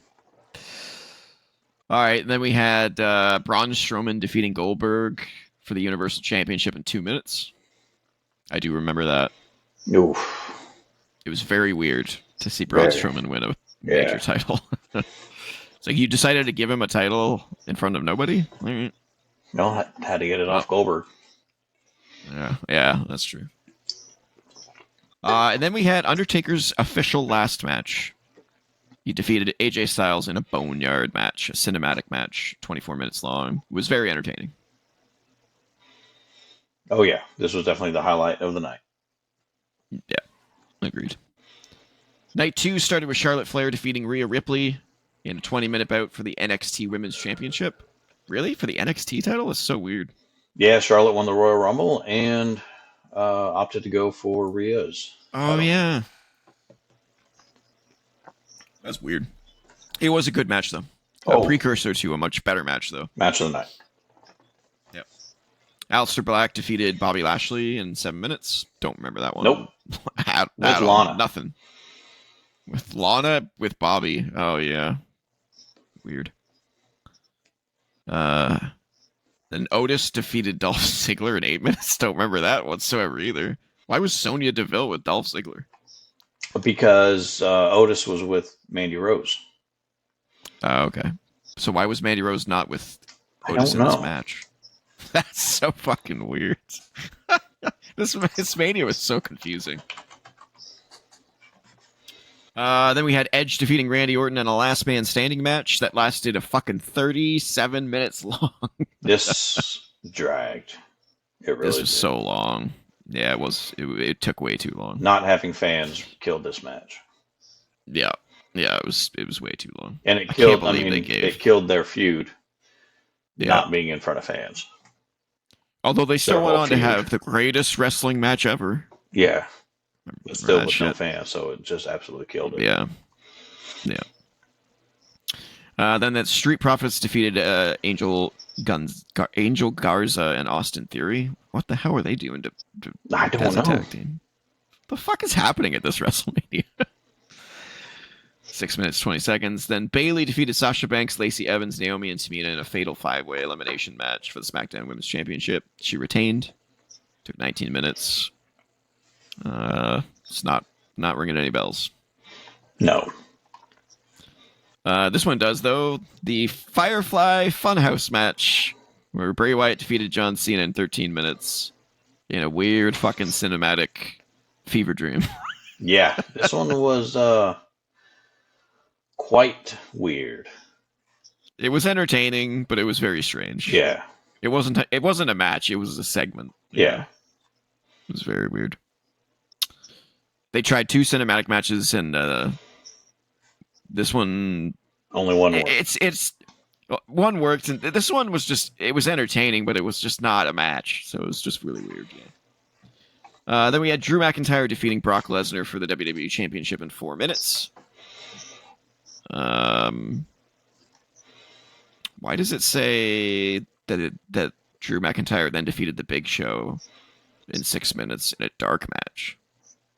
Because he got on the mic. How can it be a dark match in front of nobody? Because he got on the mic afterwards and talked about some kind of. Oh, it was shown on Raw the next night. Wow! But he basically got on the mic and issued an open challenge, and the Big Show came out. Wow, that's so stupid. Yeah, very. Okay, I don't think we need to spend any more time on this. No, it's trash. It's trash. Yeah. It's the worst WrestleMania of all time for sure. There's just no way to get around it. All right, WrestleMania 37, April 10th and 11th, 2021, Tampa Bay, Florida. God, they go to Florida a lot. Raymond James Stadium. This is where 36 was supposed to be. Yes. Yeah, this was the first event in front of a crowd since the pandemic started. Yep. And there was a rain delay. Yes. I remember that very clearly. I was so disappointed. I'm like, how long is this going to last? See, Michael and the Cole crowd was so pissed. Samoa Joe. Yeah, they were in ponchos. In ponchos, yep. They were like, it's raining. All right. It started off with Bobby Lashley defeating Drew McIntyre with the Hurt Lock in 18 minutes, 20 seconds for the WWE Championship to retain its WWE Championship. Great match. It was a good match. And I was shocked that Drew didn't get his flowers in front of the crowd in that. But yeah, I was also kind of happy to see Bobby win. Yeah. To be honest with you. I wasn't mad. Then we had a tag team turmoil match with Natalya and Tamina winning by last eliminating the Riot Squad. The winners receive a women's tag team championship match the next night. 14 minutes. Was not a good match. It was basically a gauntlet match. Yeah. The most notable thing I can tell you about this match is that I think it was Dana Brooke slipped on the on the entrance ramp because it was soaked in water. Oh yeah, I remember that one. Yeah, slipped and fell on her butt during the entrance. Very embarrassing. Cesaro then defeated Seth Rollins in 11.5 minutes. This was Cesaro's singles coming out match. Yep, and it was amazing. It was a fantastic match. So good. And then they did nothing with him after that. Once again, typical Vince. Yeah. Not even being with Paul Heyman could get him over. No. They should have treated him like Brock Lesnar and just been like a beast. You know what I mean? Yeah. But they didn't do anything with him. AJ Styles and Omos defeated the New Day in a squash match for the Raw Tag Team titles. This was Omos' debut. Yeah. Yay, another tall beast who can't wrestle. Sweet. The modern day Great Khali. Yep. And then Braun Strowman defeated Shane McMahon in a steel cage match in 11 minutes. This was okay. It had a kind of a cool moment with Braun Strowman ripping the cage open to pull Shane back into the cage and then tossed him from the top. The whole lead up to this was about Shane calling Braun a big idiot or a big dummy or something like that. Yeah, stupid. Yeah. I'm not stupid. It was basically an anti-bullying campaign. Yeah. That's all it was. Then we had Bad Bunny and Damian Priest defeating The Miz and John Morrison in 15 minutes. Another really good celebrity fantastic match. Yeah. Very, very good. Not Bad Bunny's best match. No. He ended up having a much better match against Damian Priest at Backlash. But still a good match. And then in the main event, we had Bianca Belair defeating Sasha Banks to win the SmackDown Women's Championship in 17 minutes. And that was a great match. That was great. Yeah, it was a pretty good match. Yeah. The hair whip heard around the world. Oh, the first one. The first one. That was brutal. Just, that echo. And then the welt on her. Just brutal. Night 2 started with Randy Orton defeating The Fiend in 5 minutes, 50 seconds. This was the last time we would see Alexa. Bray Wyatt and Alexa for a long time. Yeah. So this one was the weird one where at the end of the match, or near the end of the match, Alexa turned on The Fiend. And then they never went anywhere with that story for some reason. She came out in like a big Jack in the Box or something. He did. He came out at the beginning of the match in the Jack in the Box, which she opened with the yeah. And then she was sitting on top of it in the middle of the match with like black ooze dripping down her face, and the whole crowd was going crazy. But then it ended with just Randy Orton defeating The Fiend, and then The Fiend and Alexa like staring back at one another, and then it was over.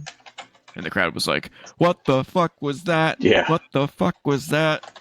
Yeah, no one knew. And then nothing happened after that. It was really weird. That's a question I would love to ask Alexa Bliss. Be like, what was the plan? What happened? If I got to ask Alexa Bliss a question, I probably wouldn't be at the top of my list. Just saying. Fair enough. Fair enough. Then we had Nia Jax and Shayna Baszler retaining their women's tag team championship against Natalya and Tamina.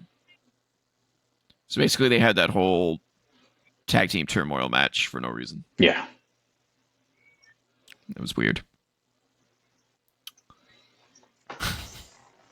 Then we had Kevin Owens defeating Sami Zayn with Logan Paul at ringside as a face, which was funny to think about in hindsight. Yeah. And 9-minute bout. This was probably Kevin Owens and Sami Zayn's weakest singles match.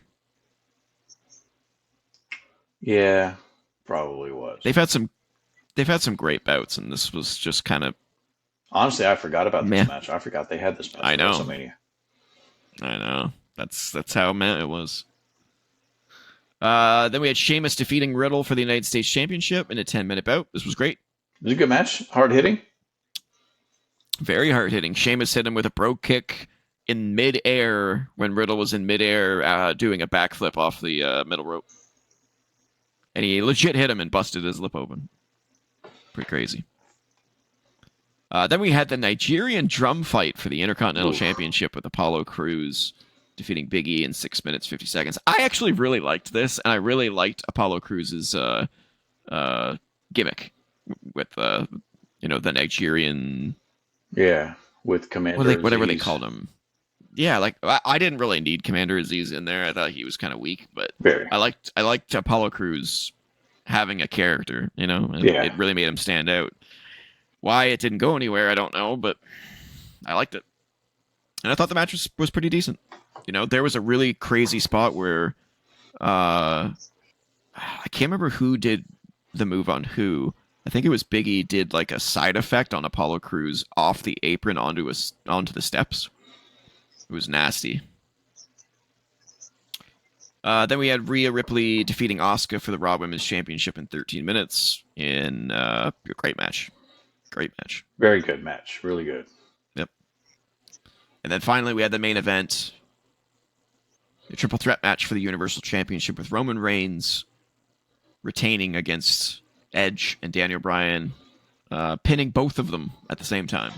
This was his first WrestleMania after he became the Tribal Chief. The Tribal Chief. Well, I don't think he was the Tribal Chief at this point yet. He was what did they call him? The head of the table? No, he wasn't even that What? yet. This was pre Bloodline. I'm pretty sure. No. Like it was just Jay was with him. Yeah, like this was like, he had a thing on his chest. What did it say? I can picture his. Oh, it was like, "Wreck everyone, leave." On his, that was his slogan at the time. "Wreck everyone, leave." So this was before he started like the whole. I'm pretty sure. I could be wrong, but I'm like 90% certain that this was before I think you might be the wrong. Bloodline officially started. I could be wrong. I should go back and watch that pay-per-view. But a really good main event. It was really good. It was. And it was a shocking win from Roman. And thus started his extended championship reign. Yes. Best reign ever. Yep, I would agree. All right, where do we put WrestleMania 37? A lot of ups and downs. A lot of ups and downs. But some pretty strong ups. We had a great opening match with Bobby and Drew. We had a great Cesaro-Seth match. The celebrity match with Bad Bunny was really good. Bianca Belair and Sasha Banks was really good. I'd put it bottom Sheamus of and great. Riddle. Bottom of great? I'm Yep. cool with that. I'm cool with that. All right, WrestleMania 38. Oof. I don't remember this one being very good. Let's see. April 2nd and 3rd, 2022 at AT&T Stadium. Oh, yeah, the tagline was the most stupendous two-night WrestleMania in history. Good? I don't remember this one being very good. Okay. Guess we'll find out. Let's see what happens. Maybe I'll remember differently. You should. All right. It opened up with the Usos defeating Shinsuke Nakamura and Rick Boogs. This was when Rick 6 minutes 55 seconds. Tore his knee. Yeah, that was. Oh, it's so hard to watch. So hard to watch. Yeah, the match I'm pretty sure ended early. Yep. Because they just couldn't do anything. They were like, well, Rick's fucked. Yeah. It sucks so bad that he was released, and he hasn't done anything. Like, what has he been doing since he got released? I don't know. Let's see what his wiki says. Anything about? Oh, he retired in January. He announced his retirement with Chris Van Vliet. That sucks, man. Damn. I thought he was going to be huge. I'm gonna be real. Yeah, I know it. He had the look. He had the charisma. It just I really don't know what happened. It sucks. Then we had Drew McIntyre defeating Happy Corbin in 8.5 minutes. Isn't this when he finally kicked out of, or when someone finally kicked out of the End of Days? End of Days. I think so. Yeah. That was the first time that anybody kicked out of it. Which is really sad. I mean, although I do remember Baron Corbin. Yeah, I remember. I mean, I suppose so. But it's like, so Corbin said he was told by the Undertaker that the most important thing you can do is protect your finisher. Yep. And it baffles me that out of all of the wrestlers that could have had their finisher protected, that they picked Corbin. Yeah, that's very ironic. I mean, why didn't you pick like the Stomp? You know, or anyone else? Pretty much, for the love of God. You know. Then we had The Miz and Logan Paul defeating Rey Mysterio. Before you go on, right after the match, this is when McIntyre used his sword to slice the top rope. Yeah, that was dumb. Yeah, I guess to show that the sword is somewhat real. Yeah, he cut the first two, and then it bounced off the third rope. Oh, yeah. Yeah, so dumb. Then The Miz and Logan Paul defeated Ray and Dominic in 11 minutes. I barely remember this match. Now, this was Logan's first match. Yeah. Oh, right, yeah, The Miz turned on him after they won. Yeah. It's so funny that they did so much to make Logan a face, and it didn't work. No, people hate Logan. Yeah. Then Bianca Belair defeated Becky Lynch for the Raw Women's Championship in 19 minutes. A fantastic match. Man, why do I not remember this one? You don't remember anything about this Mania. I know. I don't know what it is about this Mania. It's weird. I've watched it a few times. Okay. Then we had Cody Rhodes return to the WWE, defeating Seth freaking Rollins in 21 minutes. This was an amazing match. Incredible match. I do remember this one. Really good match. Yeah, I remember this one vividly. Remember that that suplex over the top rope to the floor where they didn't let go of each other? Yeah. That was nasty. Then we had Charlotte Flair defeating Ronda Rousey in a 18.5 minute match for the SmackDown Women's Championship. Great match. This was a pretty physical match. It was very physical. Yeah, there was no... Very good. Yeah, it was very heavy-handed. Yep.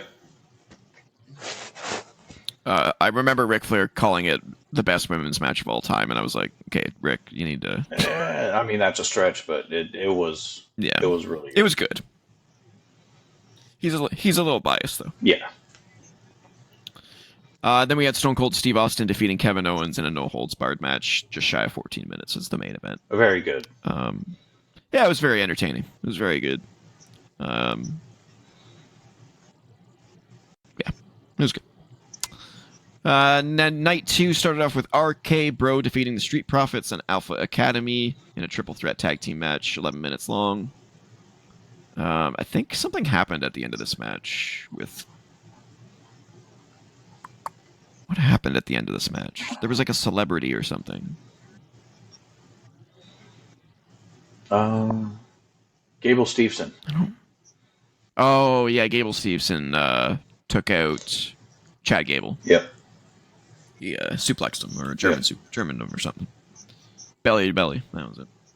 Ooh, that was a big then we had for the company. Yeah, what a waste of time. What a waste of time. Then we had Bobby Lashley defeating Omos in 6.5 minutes. Meh. The big man matches are nothing to squeeze at. Then we had Johnny Knoxville defeating Sami Zayn after 14.5 minutes in just a fucking weird ass jackass inspired match. So, you remember, as much as I love the gimmick battle royal from 17? Oh no, you love this even more. I love this even more. I loved me some Jackass when that was on TV. It was very entertaining. So this match was incredible. That big giant hand. Yeah, always gets me. The big giant hand. The big giant hand. Yeah, that one. That always gets me.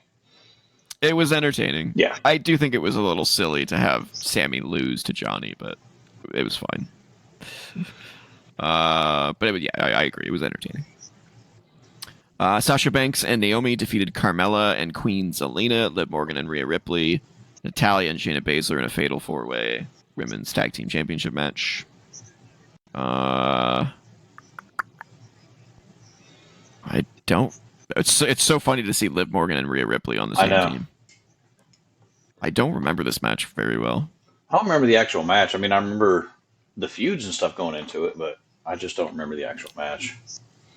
I remember Sasha Banks and Naomi winning this because this is like the lead up to when they left WWE. But other than that, I don't remember the match very well. Then we had Edge defeating AJ Styles in a 24-minute match.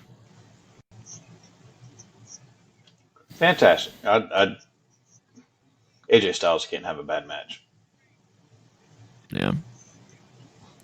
I do think the wrong man won in that match, though. Edge didn't need a win. No. I don't remember this one. Sheamus and Ridge Holland defeated the New Day in 1 minute 40 seconds. I don't really remember that one either. Why did they win so quickly? Weird.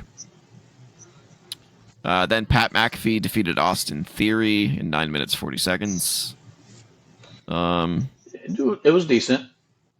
It was fine. Yeah. The issue is like celebrity matches have clearly come a long way. So this one didn't really live up to a lot of what we've seen, especially in the same night we had the Johnny Knoxville. So yeah. I'm actually kind of surprised that they didn't put the Johnny Knoxville match the night before to separate the... Well, they had Logan Paul. Oh, yeah, that's celebrity match. That's a lot of celebrities in one Wrestlemania. Yeah. And then that was immediately followed up with Mr. McMahon defeating Pat McAfee in 3 minutes 45 seconds, which was stupid. Very. That was one last gasp at Mr. McMahon being on TV. Yeah. And then Stone Cold came out and gave him the worst stunner of all time. And gave Austin Theory the best. Arguably. Yeah, it was a great stunner. And gave Pat McAfee a pretty good one, too. Yep. Yeah, I remember Pat McAfee laying on the ground half unconscious and he's like drinking a beer. Yeah. Oh, yeah. He's such a ham. Yeah. That was so funny. And then we had fucking yet again Roman Reigns against Brock Lesnar, this time in a winner-take-all match for the WWE Championship and Universal Championship. Roman Reigns, of course, won, becoming the undisputed champion in 12 minutes, 15 seconds. I don't remember this one being very good. It was okay. This was definitely not what it could have been. It's so weird because, like, you know, their match at WrestleMania 31 was amazing. Their match at SummerSlam was amazing. And then they have all these ones in the middle that are just like, what happened? Oh, yeah, that SummerSlam one was probably the their best one, maybe to me. Their best one, yeah. The one where he got the tractor and like pushed up the ring and everything. So good. All right, where do we put 38? I don't think this is as good as you think it is. I looked through this and I was like, I mean, it has some ups. It's very up and down again. It's very, it's all over the place. Like, okay, from night one, Bianca and Becky was apparently really good. Cody and Seth was really good. Charlotte and Ronda was really good. Stone Cold and Kevin was pretty good. From night two, the Johnny Knoxville match was funny. Edge and AJ was decent. And that's it. There was a lot of filler and a lot of not great stuff to see amongst the good stuff. How high for you?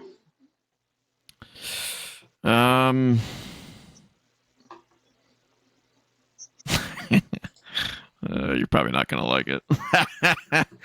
I would put it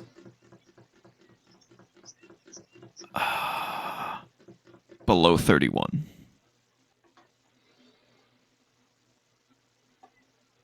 So here. Wow. You're killing me here.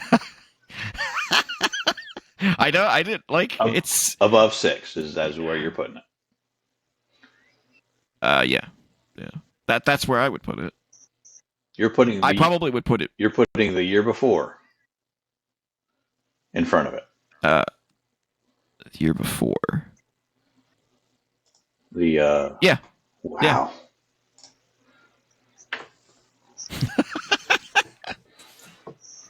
Uh-oh. Okay, where would you put it? If I was not influencing you, where I would put it no less than either amazing or top of great. What? Yeah. Oh my god. Oh, that's so painful. No. Oh. Stone Cold. Okay. Return. Johnny Knoxville. Oh. Oh god. But there's so Charlotte much bad Ronda. Filler in here. Cody, Seth. Okay. Becky, you gotta meet in the middle here. Edge, AJ. Johnny Knoxville. Pat McAfee, Johnny Knoxville. Oh god. Oh god. Oh, this is so painful. Okay, I gotta come up. I gotta meet you somewhere. God,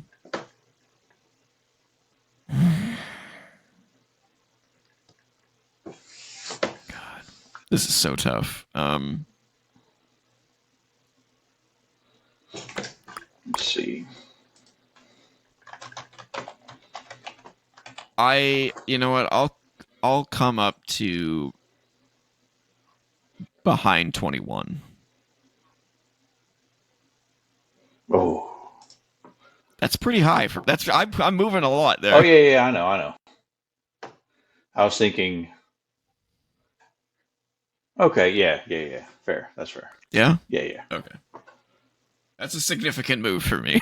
I can parse up to that high. Okay. 2 left. 39. April 1st and 2nd, 2023 in Inglewood, California, SoFi Stadium. WrestleMania goes Hollywood once again. We kick things off with Austin Theory successfully defending his United States Championship against John Cena. Not a great match. No. Cena did not seem prepped for this match. I was expecting a lot more out of this. I'd say it's more so due to Austin Theory. Oh, okay. All right. Either way, it was not great. It was just there. Yeah. It was just there. Then we had what they called the Men's WrestleMania Showcase, which was a fatal 4-way tag team match for no reason other than to put people on the card. The Street Profits defeated Braun Strowman and Ricochet, Alpha Academy, and the Viking Raiders in 8 minutes 30 seconds. This match was actually really good. It was really good, even though there was no point to it. No, yeah, it was still it was pretty good. It was just really good.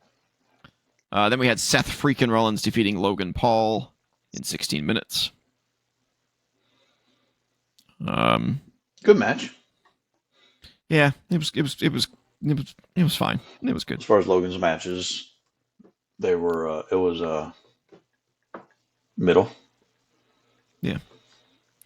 Then we had a 6-woman tag team match. Trish Stratus, Lita, and Becky Lynch defeating Damage Control in 14 minutes.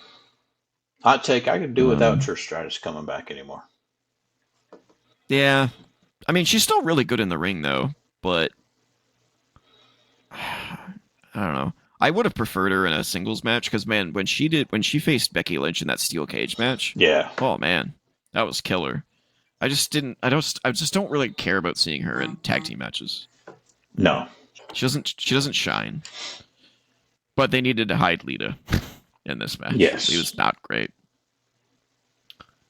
Then we had Rey Mysterio defeating Dominic Mysterio in just shy of 15 minutes. This was a pretty good match. Pretty entertaining. It was. I loved Dominic's entrance coming in. Yeah, it was sick. In the big paddy wagon. Yeah, police escort and everything. Yeah. It was really good. And then he had the mask on. I thought that was awesome. Yeah. Then we had one of the best women's matches of all time. Rhea Ripley defeating Charlotte Flair for the SmackDown Women's Championship in 23 minutes. In fact, this might be my favorite women's match of all time. Yeah, I mean, if someone were to say that, I would not argue that. It's really good. I couldn't argue. Then we had, it was fantastic. Then we had a random impromptu go pee match. Pat McAfee defeated The Miz in 3 minutes 40 seconds. Meh. And then we had a great main event with Kevin Owens and Sami Zayn defeating the Usos, ending their undisputed tag team championship reign. 24 minutes. Great match. Incredible match. Really good match. Yeah. Night 2 started off with Brock Lesnar defeating Omos in 4 minutes 55 seconds. Couldn't have cared less. This was the one lone match that showed Vince was still influential. Yes, it was. And I think this was Lesnar's last appearance. No, it wasn't. He beat Cody later on. Yeah. Or no, Cody beat him later on. Cody beat him twice, I think. Yeah, I think so. Then we had the women's WrestleMania showcase. Ronda Rousey and Shayna Baszler defeated Liv Morgan, Raquel Rodriguez, Natalya, and Chelsea Green and Sonya Deville by submission. I thought Ronda was gone by this time, but I guess it was this year that she left. Yeah. She left after SummerSlam this year. Yep. So this was the lead up to her leaving. Not a great match. No. Not a great match. However, this next one was match of the show, I think. This will probably be easily top 10 WrestleMania matches for me. Gunther retaining his Intercontinental Championship in a triple threat against Sheamus and Drew McIntyre in 16 minutes. Wow. You want to talk about being in the middle of the card and telling the backstage that you're good enough? That's what these three did. I could watch this match 16 times in a row and not get bored of it. It's so good. This 16 minutes seems like 45 after how they beat the hell out of each other. Yeah, it's just so good. So good. Then we have Bianca Belair defeating Asuka to retain her Raw Women's Championship in 16 minutes. I don't know about you, but I was like, this was fine to me. I feel like it was just Asuka was just kind of put in there to make Bianca look good, so it didn't hit for me. Then we had an impromptu match between The Miz and Shane McMahon. No. But Shane McMahon blew out his knees on a leapfrog. And then Snoop Dogg, in his infinite wisdom, decided to punch Miz in the face, give him a people's elbow, and pin him in a very impromptu match that Miz didn't even agree to. Yeah. Saving the segment as much as he could. Apparently, Snoop Dogg was given high praise backstage for his quick thinking. Yep. So And I think the ref Good on him kind for of that. helped him out too. Went along with it. Yeah. Yeah. Gave him some Kind of cues. directed him a bit. Miz did too. If you see him after Snoop gave the Miz the people's elbow, the Miz was like, "Cover me, cover me, cover me." Yeah, it's funny. Then we had the Edge for defeating the Demon Finn Balor in a Hell in a Cell match in 18 minutes, which was a good match that was severely hindered by Vince's, I don't know what you want to call it, his obsession with blood not being on the show. Or his concern for safety. I mean, you can say that, but then, like, look at what Cody Rhodes did. Well, you know, like, he bleeds like a fucking sieve.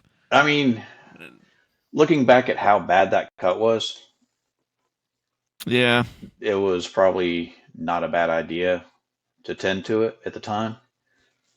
I suppose. Now, had it been a surface wound, basically.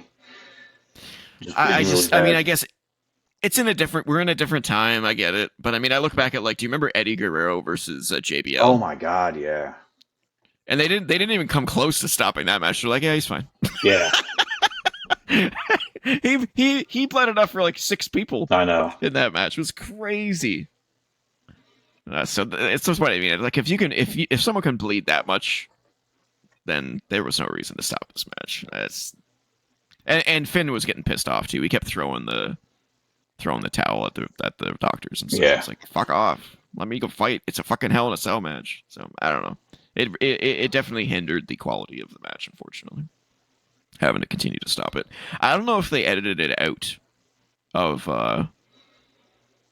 like subsequent replays of it. I've never watched a replay of it. I've always watched the live edition that I recorded, so I don't know if they made it look better without with some editing. That would be interesting to see. Yeah, to see what it would look like without all those stoppages. Yeah. Then we had an absolute fantastic match between Roman Reigns and Cody Rhodes for the undisputed WWE Universal Heavyweight, whatever you want to call that stupid title. 34 minutes long, and Roman Reigns retained to the shock of the Cody crybabies everywhere.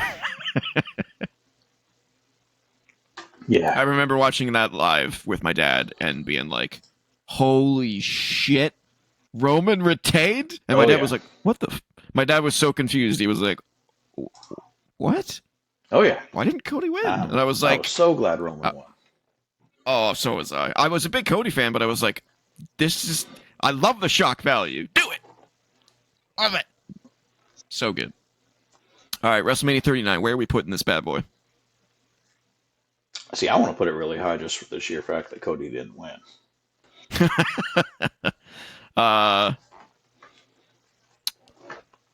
Whew, man. I mean, I'm trying to figure out whether it is a low goat or a high amazing. Ooh, for me. That's where I'm sitting. There's so much good in here. So much good. Ray and Dominic, Ray and Dominic, Rhea and Charlotte, Kevin Owens, Sami Zayn, the Usos, Gunther, Sheamus, Drew, Snoop, and The Miz. Snoop and The Miz, yeah. Roman and Cody was really good. I mean, if you're not willing to go that high, I would lower to the top of great, or maybe the low amazing. No, I'll put it amazing. Yeah, low amazing. Yeah. All right, that leaves us with one WrestleMania left.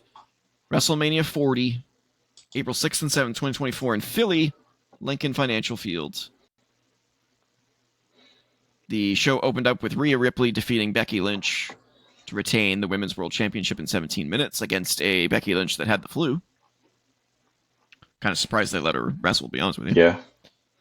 Yeah. The match was pretty good, but, you know, it was clearly hindered by a very sick Becky Lynch. Yeah. But it was pretty good. I'm past the point at which I'm kind of over Becky Lynch. You know, these last two WrestleManias, so like I'm not a huge fan of her being in high profile matches at this point. I'm just kind of like, her time's up. So Yeah, definitely get her paired up with some younger talent to get them better. Yeah, agreed. Then we had the six-pack tag team ladder match for the undisputed WWE Tag Team Championship, with both titles being separately hanging above the ring.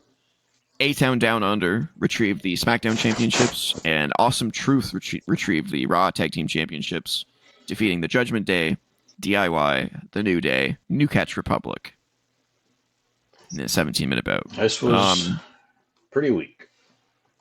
Yeah, I thought this was going to be way better than it was. Yeah. The way that both teams won was weak. The teams that won were not the teams that I would pick. It was just kind of like, that's how they did? Yeah. Okay. You know, like there was a couple cool moments in there, but it was like the wrong people won. And obviously, ever since they split up the championships again, they've done nothing with them. Yeah, so done absolutely nothing. It just sucks. It just sucks all around. They should have kept it unified, whatever you want to call it. Then we had Rey Mysterio and Andrade defeating Santos Escobar and Dominic Mysterio in 11 minutes. This was okay. It felt really like thrown together. You know, It did. Like Dominic was with Rhea. It was like, why are you in this match facing Rey again? Whatever. Oh god. Then we had Jey Uso against Jimmy Uso in the Super Kick party. Yeah, this was probably bottom 5 WrestleMania match of all time. Wow. Yeah. I mean, I would say it's in the top 5 biggest letdowns of all time. Because it should have been great. Should have, but it wasn't. Should have been great. Yep. These guys can go, and they just didn't. I don't know whether they weren't given enough time or. I mean, they had a great, amazing tag team match. You're right. They can go. Jay can go away. Go. Oh, dang. Oh. All right, then. I'm better because he's going to win this year, and I don't want him to. Fair. Then we had a 6-woman tag team match. Jade Cargill, Bianca Belair, and Naomi defeating Damage Control in 8 minutes. It was what it was. It's fine. Yep, it was fine. Jade's first match. Yep. Then we had Sami Zayn defeating Gunther for the Intercontinental title in 15 minutes. If I cared about Sami Zayn, I would say this was a great match. But at this point, I just no longer cared about Sami. So you know what I think about it. Yeah. Gunther should have then we had the blood.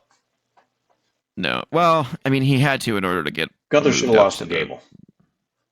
Yes, I agree. He should have lost to someone different. I completely agree with that. Gable was the one that beat Gunther.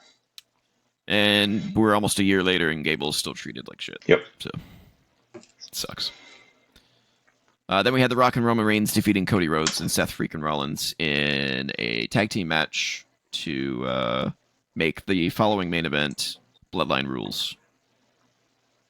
This match was good, but it was way too long. 44 minutes. Yeah, Second longest match in WrestleMania history. Yeah. It was really way too long. But it had its moments, and it was good, but it should have been like 15 minutes shorter, probably. Yeah. It was just way too long. Definitely. Night 2 started off 15 minutes off of it. Yeah. Night 2 started with Drew McIntyre defeating Seth freaking Rollins for the World Heavyweight Championship in 10 minutes, 30 seconds in an amazing match. And then subsequently lost his World Heavyweight Championship to Damian Priest after CM Punk took him out. This whole segment and match and everything about it was just amazing. I actually missed a lot of this match. Oh, really? I did, yeah. You should go back and watch it. I should. It was awesome. It's so good. It's really, really good. Everything about it. So good. Including Seth Rollins crying as he left the ring, congratulating Drew, saying, "You fucking deserve it."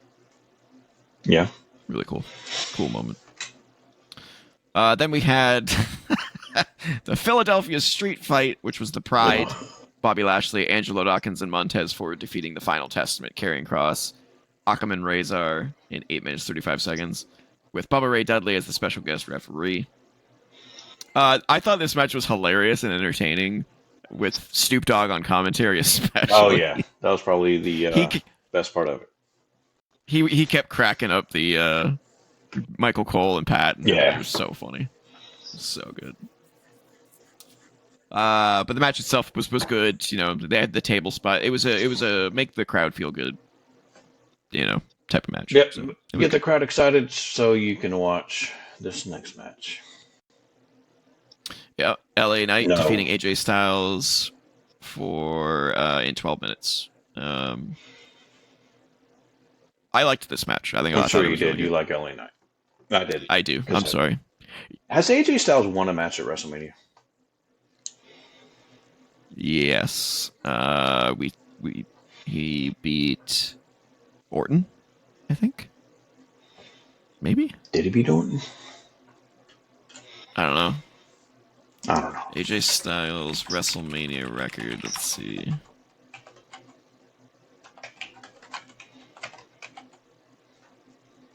It says he's won 4 times and lost 3 times.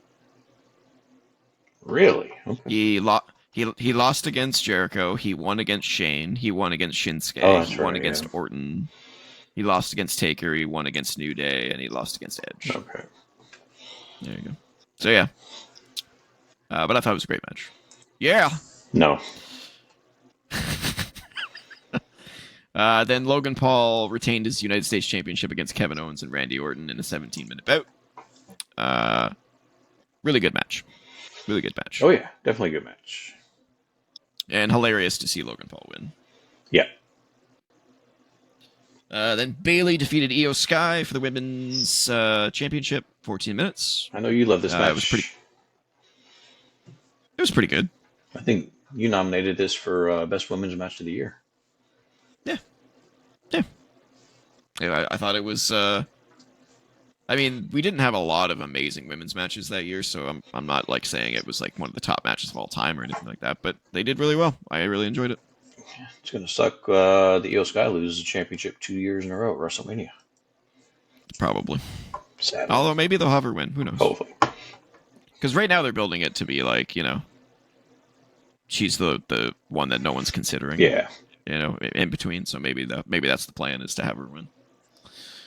And then we had one of the best main events of all time, Cody Rhodes defeating Roman Reigns, with involvement from everyone under the sun, from John Cena, The Rock, Undertaker, Jey Uso, Jimmy Uso, Solo Sikoa, everyone. Yeah. And it was crazy.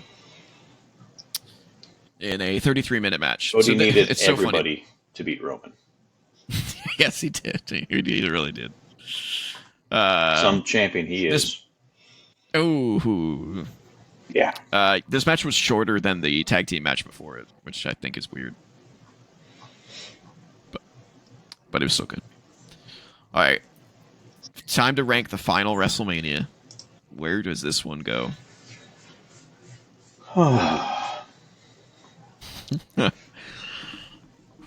Low grade.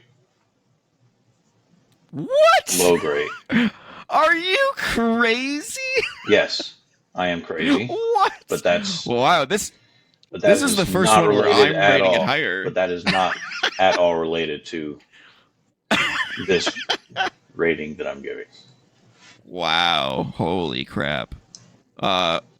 This is the first one where I'm rating it high and you're rating it low.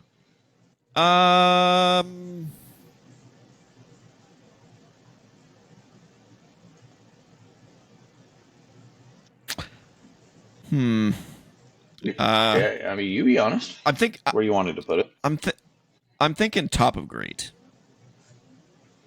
or the bottom of amazing. But I know you're at the bottom of great, so I would do top of great. I mean, it's got to be better than WrestleMania 18 and 20 or 35, or is that 36? Whatever one that is. No, that's 38. Sorry, it's got to be better. I won't put it above 38. You won't? I won't put it above 38, no. What? No, I will not put it above Kevin Owens and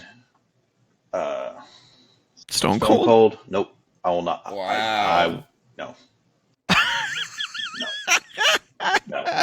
Well, then that's about as good as it gets. Then I can't get you any higher. That's crazy. Wow.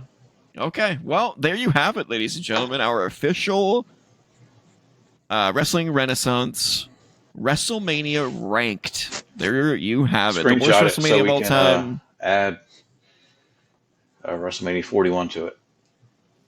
Yeah, we should definitely revisit it. I completely agree. We'll do the recap. Yeah, I agree. So the worst WrestleMania of all time is WrestleMania 2020. Unsurprising. And the best WrestleMania of all time goes to WrestleMania 17. The GOAT. Which is kind of common among a lot of people. Both of those. Yeah, I don't think that's controversial whatsoever to put that up there. A lot there. of people put 17 as the best. And I am surprised that 19 is second place, though. Because I personally have always thought that it's one of the best WrestleManias of all time. And I didn't know where you stood on it. So I'm very happy that it's up there. Yeah. I am very surprised that 39 is higher than 40, though. I'm very surprised. I cannot believe that. That might be the controversy of all controversies. That it's lower. 39, no.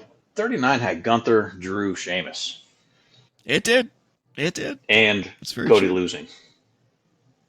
Yeah. Yeah, well, that's true. Yeah. All right, ladies and gentlemen, this has been Wrestling Renaissance Run In, WrestleMania Ranked Edition. If you want to check me out, I am at TJ-Leo on BlueSky. I am at Cole2K on the BlueSky and the X. If you want to email us, you can email us at co.op.podcast@gmail.com. And also, this is the first opportunity that I've had to announce that we have our own Discord community server called the Co-op Club. You can be invited to it by reaching out to myself or Cole via BlueSky, or you can leave a comment with your Discord name on the YouTube video. We probably will open it up to the public at some point, but for now it's invite only. Taking care of just making sure that it's smooth before we do that and start letting open the floodgates, as it were. So that has been Wrestling Renaissance. We'll be back next week with trivia. You got to put that trivia championship on the line, my friends. I'm going to try and win that back. You can try it. Actually, I've never won it, have I? No. So not win it back, but I need to win it. At some point. Yeah, you do that. I will.